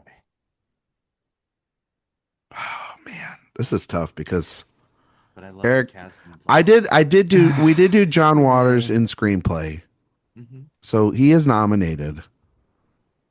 True. I mean, Landis, Also, maybe his best film. probably, I don't know. yeah, probably. Because like that movie, Also has a sense of humor though too. that's He the hadn't- thing. Like he hadn't has killed anybody horror yet and by that comedy. point, right? Yeah, Yes, And you have this in kind of Evil Dead at the same time, which is really funny that they sort of are both existing in this new way of telling horror that is still very gory and very scary, but injecting humor into it in a very, very different way than we had seen before. And I think this is a better film than Evil Dead. Man, he was on a crazy run at the time too. I would switch to Animal House, Landis. Blues Brothers, American Werewolf, and Yeah, because I think like the tonal back and forth that you have to strike in that movie is very specific and could go wrong so easily. But I think that he handles it very well. And a lot of that is actually Griffin Dunn. Yeah. And both as a performance, but just how his character is handled after he's because it's so unique. Yep, very, very, very.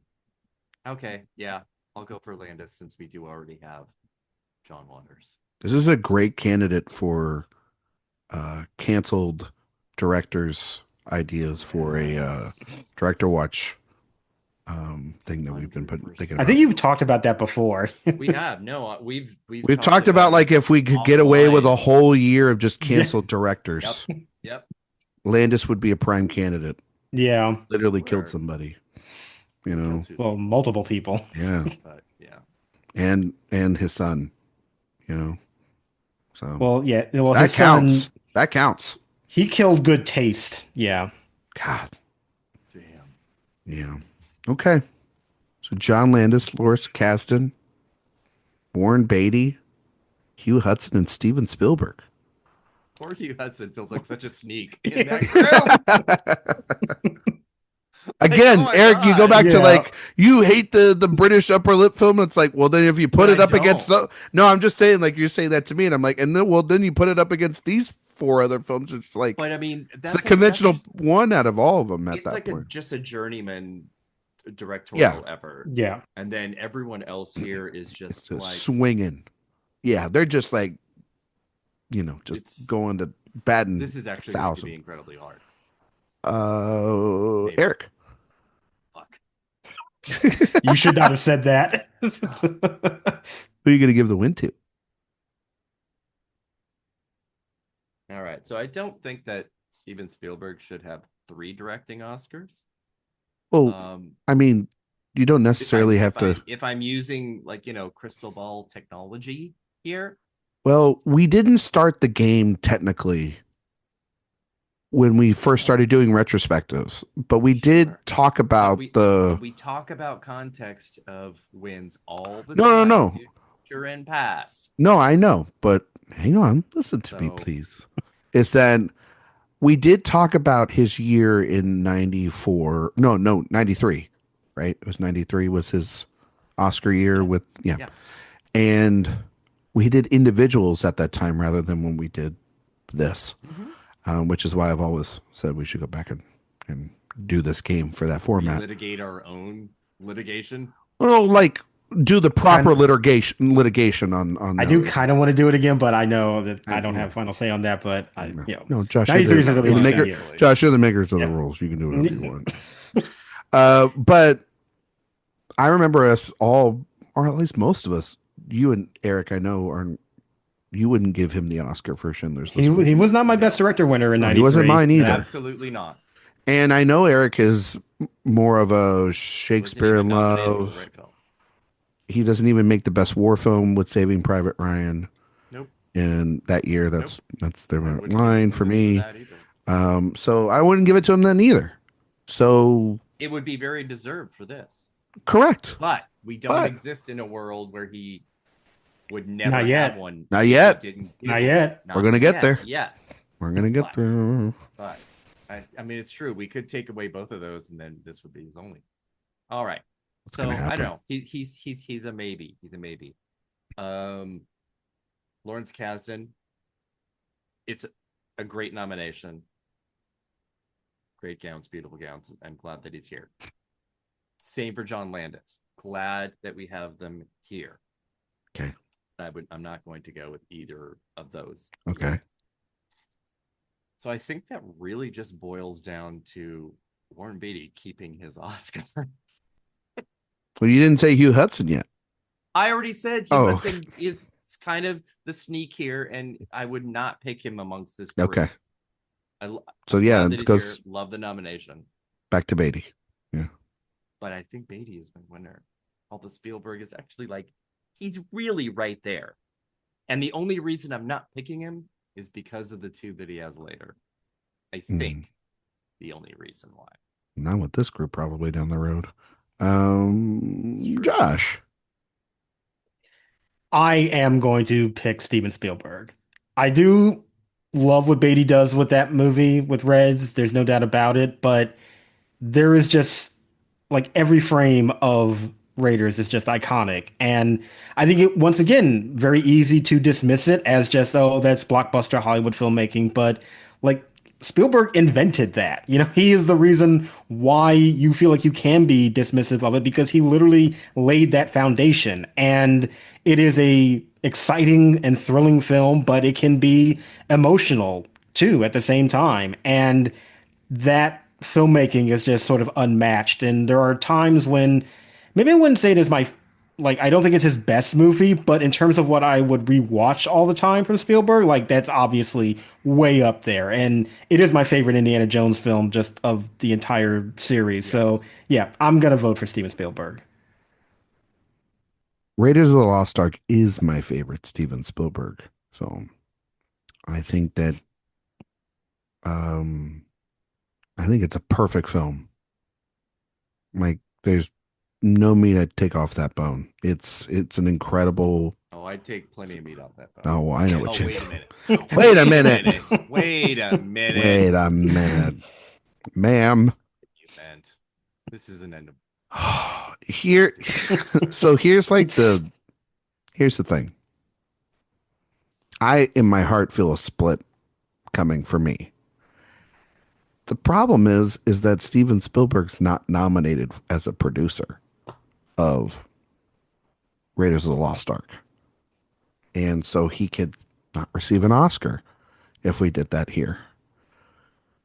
Warren Beatty is like, he did craft services and everything on this movie. And so he is producer on that film. But I think Raiders is a better film than Reds. But I think the direction of Reds is just as good as Raiders of the Lost Ark. Well, we gave Red's screenplay, right? Yeah. So he does have that. He's got an Oscar. Keaton.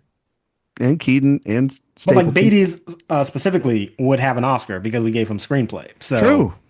Yeah, not according to Mark Johnson though. So. Not according to Mark Johnson. He would be only. Well, he would be a cat. You wouldn't be able to call. Well, but him he wouldn't. Mark would not consider him an Oscar-winning- Oscar winner anyway because he would have won for directing. True. Yeah. True. Though I do think of mostly Warren Beatty as a writer director.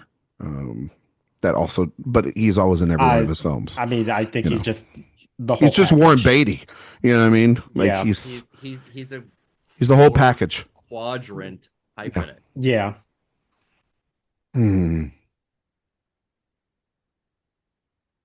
I'm gonna give it to.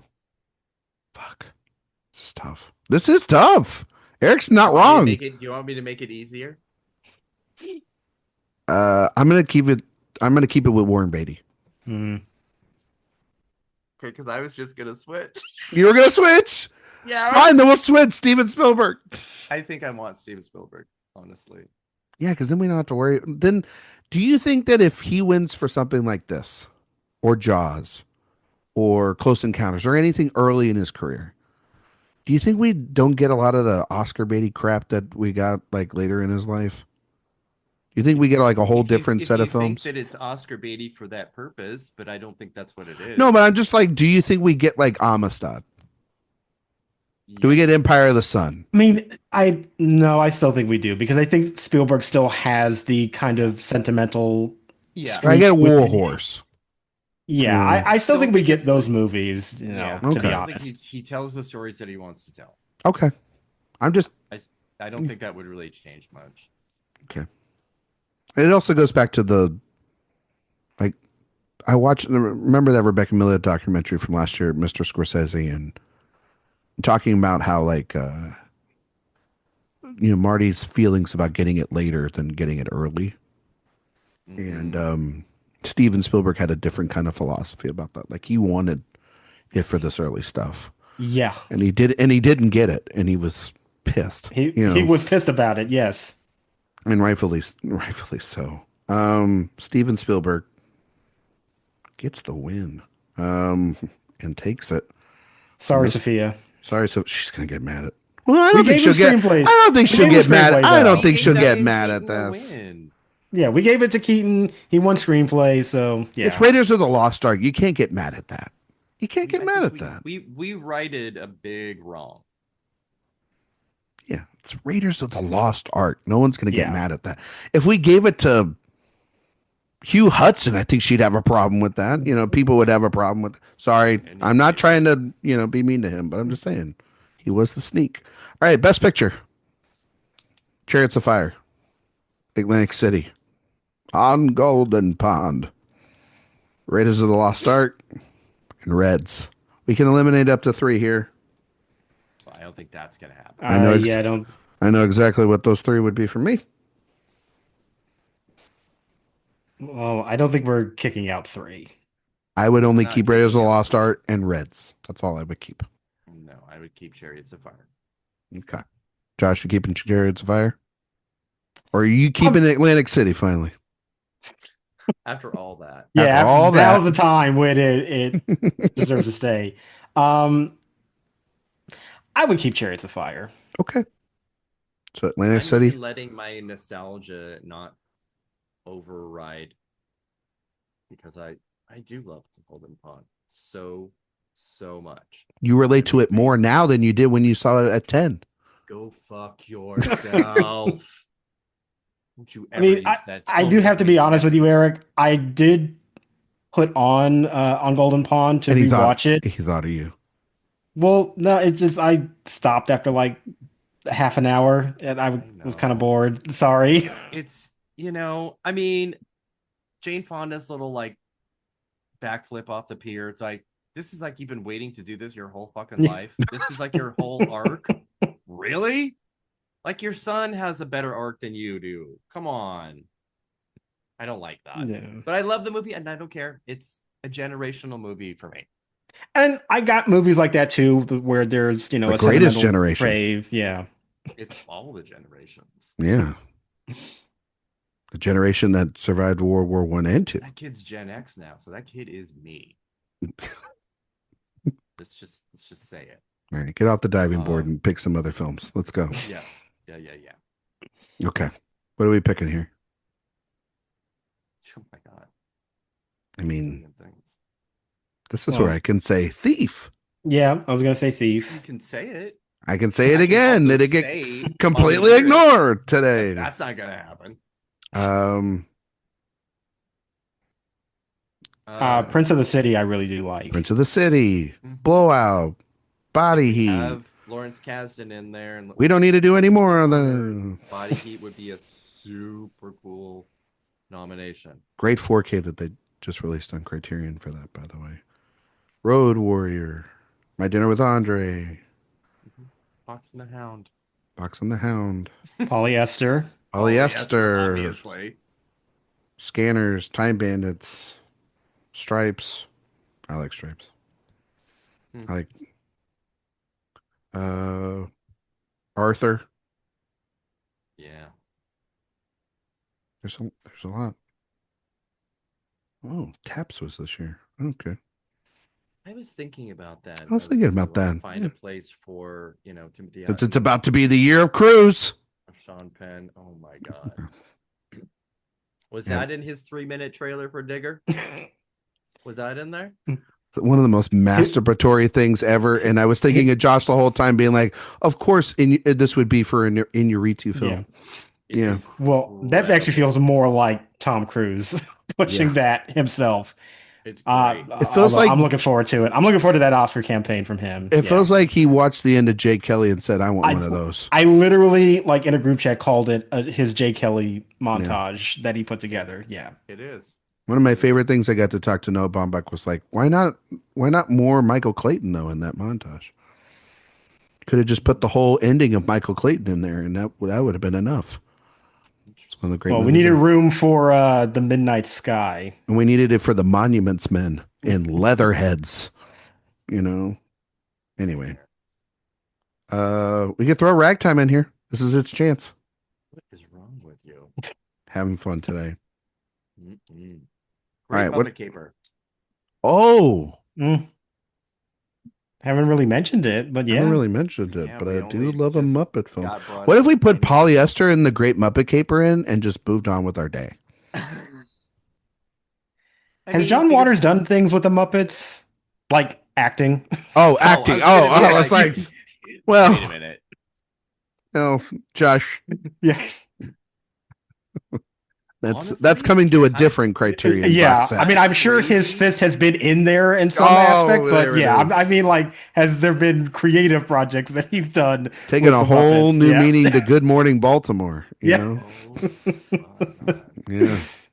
He could actually do a Muppet movie, and it would be Yeah. amazing. God, it would be so great.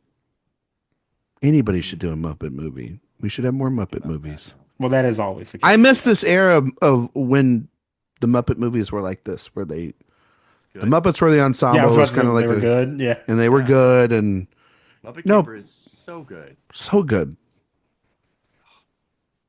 Is that the Okay, best but, one? like- Is that the best one though? I think it is the best. It is my favorite. I agree. Takes Manhattan though, it's pretty good.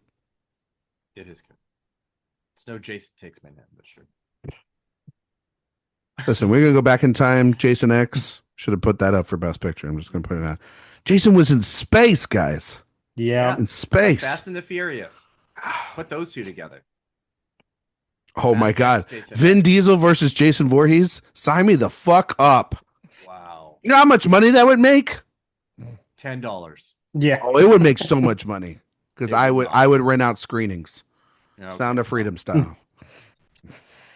That's why. The QR code up there. Yeah. Yeah. Mm-mm. Buy more tickets, All right. please. Yeah. Support our It doesn't matter propaganda. What we picked though, because it's really only between two things, correct? Just I mean, just pick the we can films. kind of all agree on that. Though, don't right? don't discredit the game that you've played for the last 2 hours in order to just then not get what you want because you didn't keep your AARP movie in there. Okay. Jesus. Do you hear this, people? Wow. This is called elder abuse, by the way. He just confirmed that it Uh-huh. is. I Yeah. just hit my life alert button, and they're on the way He's to my After that- house and Ryan. after that comment, he's fallen and he can't get up. hmm Go. What do you Eric, name films. What do you want? Two films. Named a whole Two bunch. I don't films. know. Pick your This is two. really hard. This is really hard. Josh, do you have two films? Okay, all right, Help all him right, all right, all right. Body Po- Heat Body Heat and Polyester. and Polyester. In the I was gonna. Yeah. What were you going to say, Josh? In the spirit of Well- things, what we've been nominating, what do you think? Well, I was gonna go Polyester and Prince of the City. I could go with that too. What do you think, Eric? Well, Polyester's in, so you won that. Polyester's in. My mind is blown right now. This was like a lark of like having Polyester on my list. I mean, I love the idea of Prince of the City. I wish we had been able to do more with it. Yeah. Yeah. Because I think it kind of deserved more. Well, that's But why it I'm is also kind of pushing really- it here. Yeah. It is also really fun in the eras of 5 nominees when you would be able to have a Best Picture nominee that didn't really coordinate with a lot of other things. I'm but still it the had- same way with but it had passion yeah. for that category. I like I'm- that. I mean, like this is where I met with like Blowout and Thief. Like those are big Yeah. films. I can't believe we have And Escape from New York too. Like that's Divine such a big a film. Best Actor and Polyester and Best Picture. It's really good. Our minds right now. My God. Okay. Well, I would if I had to pick, I would do Thief. That would be my vote. So we have a Thief, Prince in the City, and Body Heat. God, you really can't go wrong with any of Mm. them. So we have to decide one of those. Josh, I feel like Eric got Polyester in. I Josh didn't and get I it in. We feel all like picked it, so this was not me. I just mm, introduced it okay. I take earlier. my Yeah. vote away. No, just kidding. Um, Josh, I'll go with We I'll did go get with because you. Treat Williams in, right? Or we No, did. no, we did. no, No, who We we get? did because did we had the hot lineup, right? did we do the two of them? We did Ford and Williams. I've Yeah, already forgotten. We just talked about like we've not that been long ago. We yeah. did, right? Oh man, you Don't guys you are. write this Don't you have down? it? This is your Yeah. job, Ryan. Don't you write this down? I've gone through 100 different names. Because now No, for you have best to. actor. Don't you have the best actor Yes. lineup? I'm looking at it. Hang on. Yeah, God. yeah, we did. Yes. Okay, See, so we had so Williams in. yeah, so it would make sense to have, well, it would make sense to have either Body Heat or Prince of the City. Because we put her in actress and we put him in Mhm. director, Mm-hmm. so it makes sense to go either way. It really does. Yeah. What you could do is kick out Chariots of Fire and put both of them in. No, Just saying. I don't think so. I don't think that's happening. I don't Right. think so. I think what we should do is, as a group of three, decide between Prince of the City or Body Heat, because Yeah. then we'll have an answer. 'Cause Mm. I don't think Deep is going to get 2 votes, right? Mm, no, I don't think I'm gonna do Thief. Yeah. All right. I like Thief a lot, but Need a I J here. Somebody else. God damn, help me out. Steve is like so good. it is It very is good, so but So good. Like you watch that movie, I you're don't like, I don't my like God, having how is this your first movie? My but the thing is God. I don't like having Thief in picture without man and director, and since we didn't do that, I know. I don't feel like that. That's where I That was a couple doesn't minutes ago. I was like, Mm-hmm. we're not going to do that I either. I understand We're that, going to put but John Landis in. again, Michael Mann, we took care of him for I 95. know. That's the other thing. He We w- took care of him. Yeah, Yeah. that was the other thing I We was took thinking care about. of him. You take care of him Okay, pretty much so- every year. Body Heat or Prince of the City? Okay, Body Heat, Prince of the City. Body Heat. I think Body Body Heat's the right Heat. answer. Yeah. Body Heat. Caston's never going to be like that ever again. Nope. No. Nope. And it's better than most of the other stuff he got nominated for. Shit. Yep. It's better than the fucking Big Chill. Well, wait. So did we then give Caston 3 nominations because isn't he co-writer on Raiders? Yes, he is. Yeah, he is. So we just gave him. Wow. Yeah, We just upped his ante today. we sure did.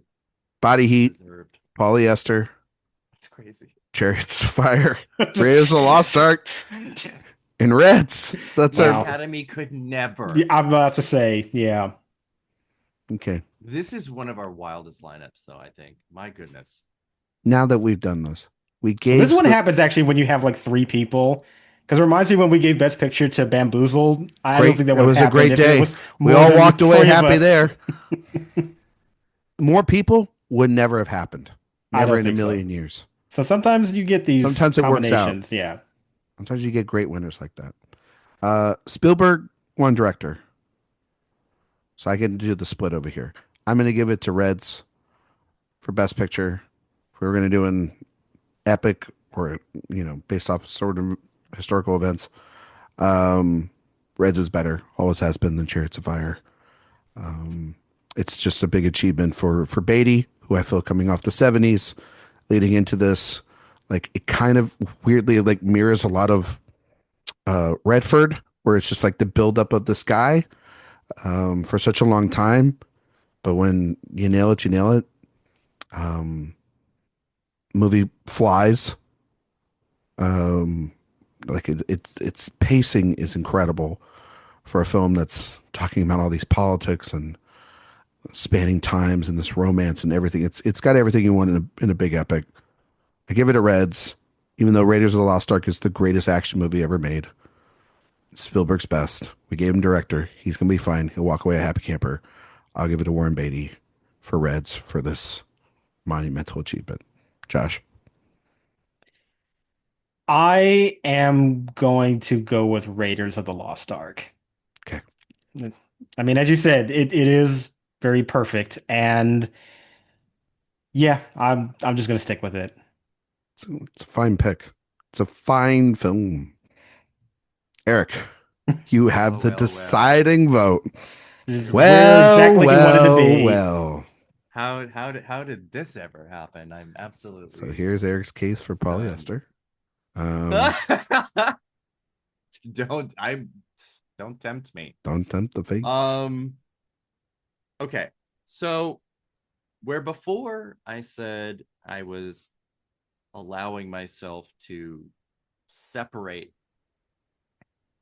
my nostalgia uh, and my love for some films, I'm not going to do that here because Raiders of the Lost Ark is both my nostalgic pick and a really perfect film in every particular.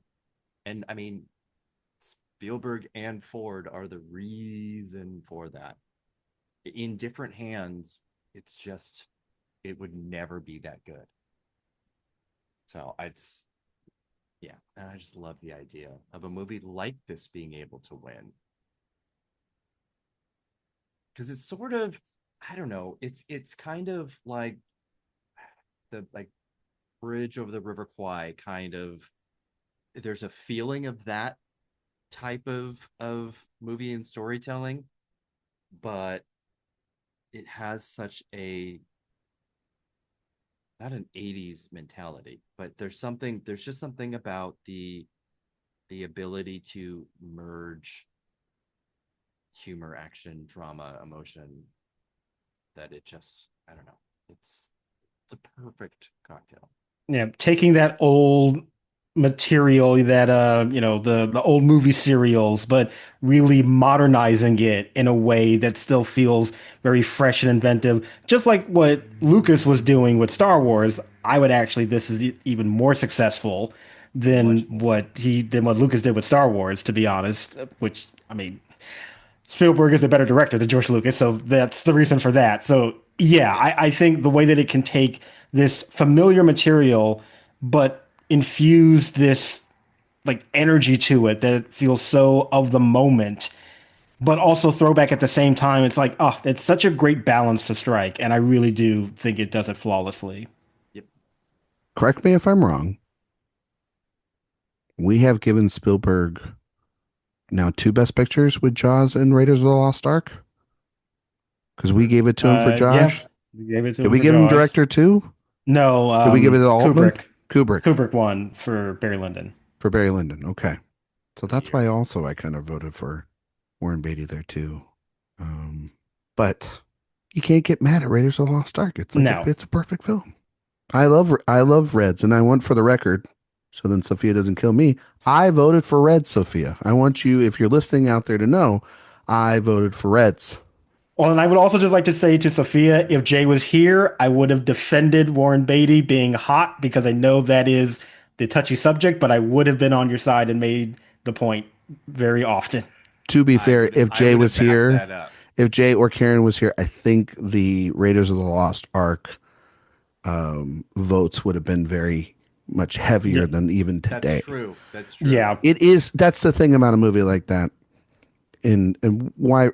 Listen, we just did our Spielberg rankings, and I know Jaws was number one, and I get it because Jaws is just a masterpiece. Yeah. But for me, this is like some of that magic that we talk about. Like the Spielberg magic really is. It kind of starts here in a lot of ways for me in his filmography, and this movie is perfect. Just the most rewatchable film easily of this year. I think I love Reds, and that's why I wanted to split. And I love a split sometimes with some of these years.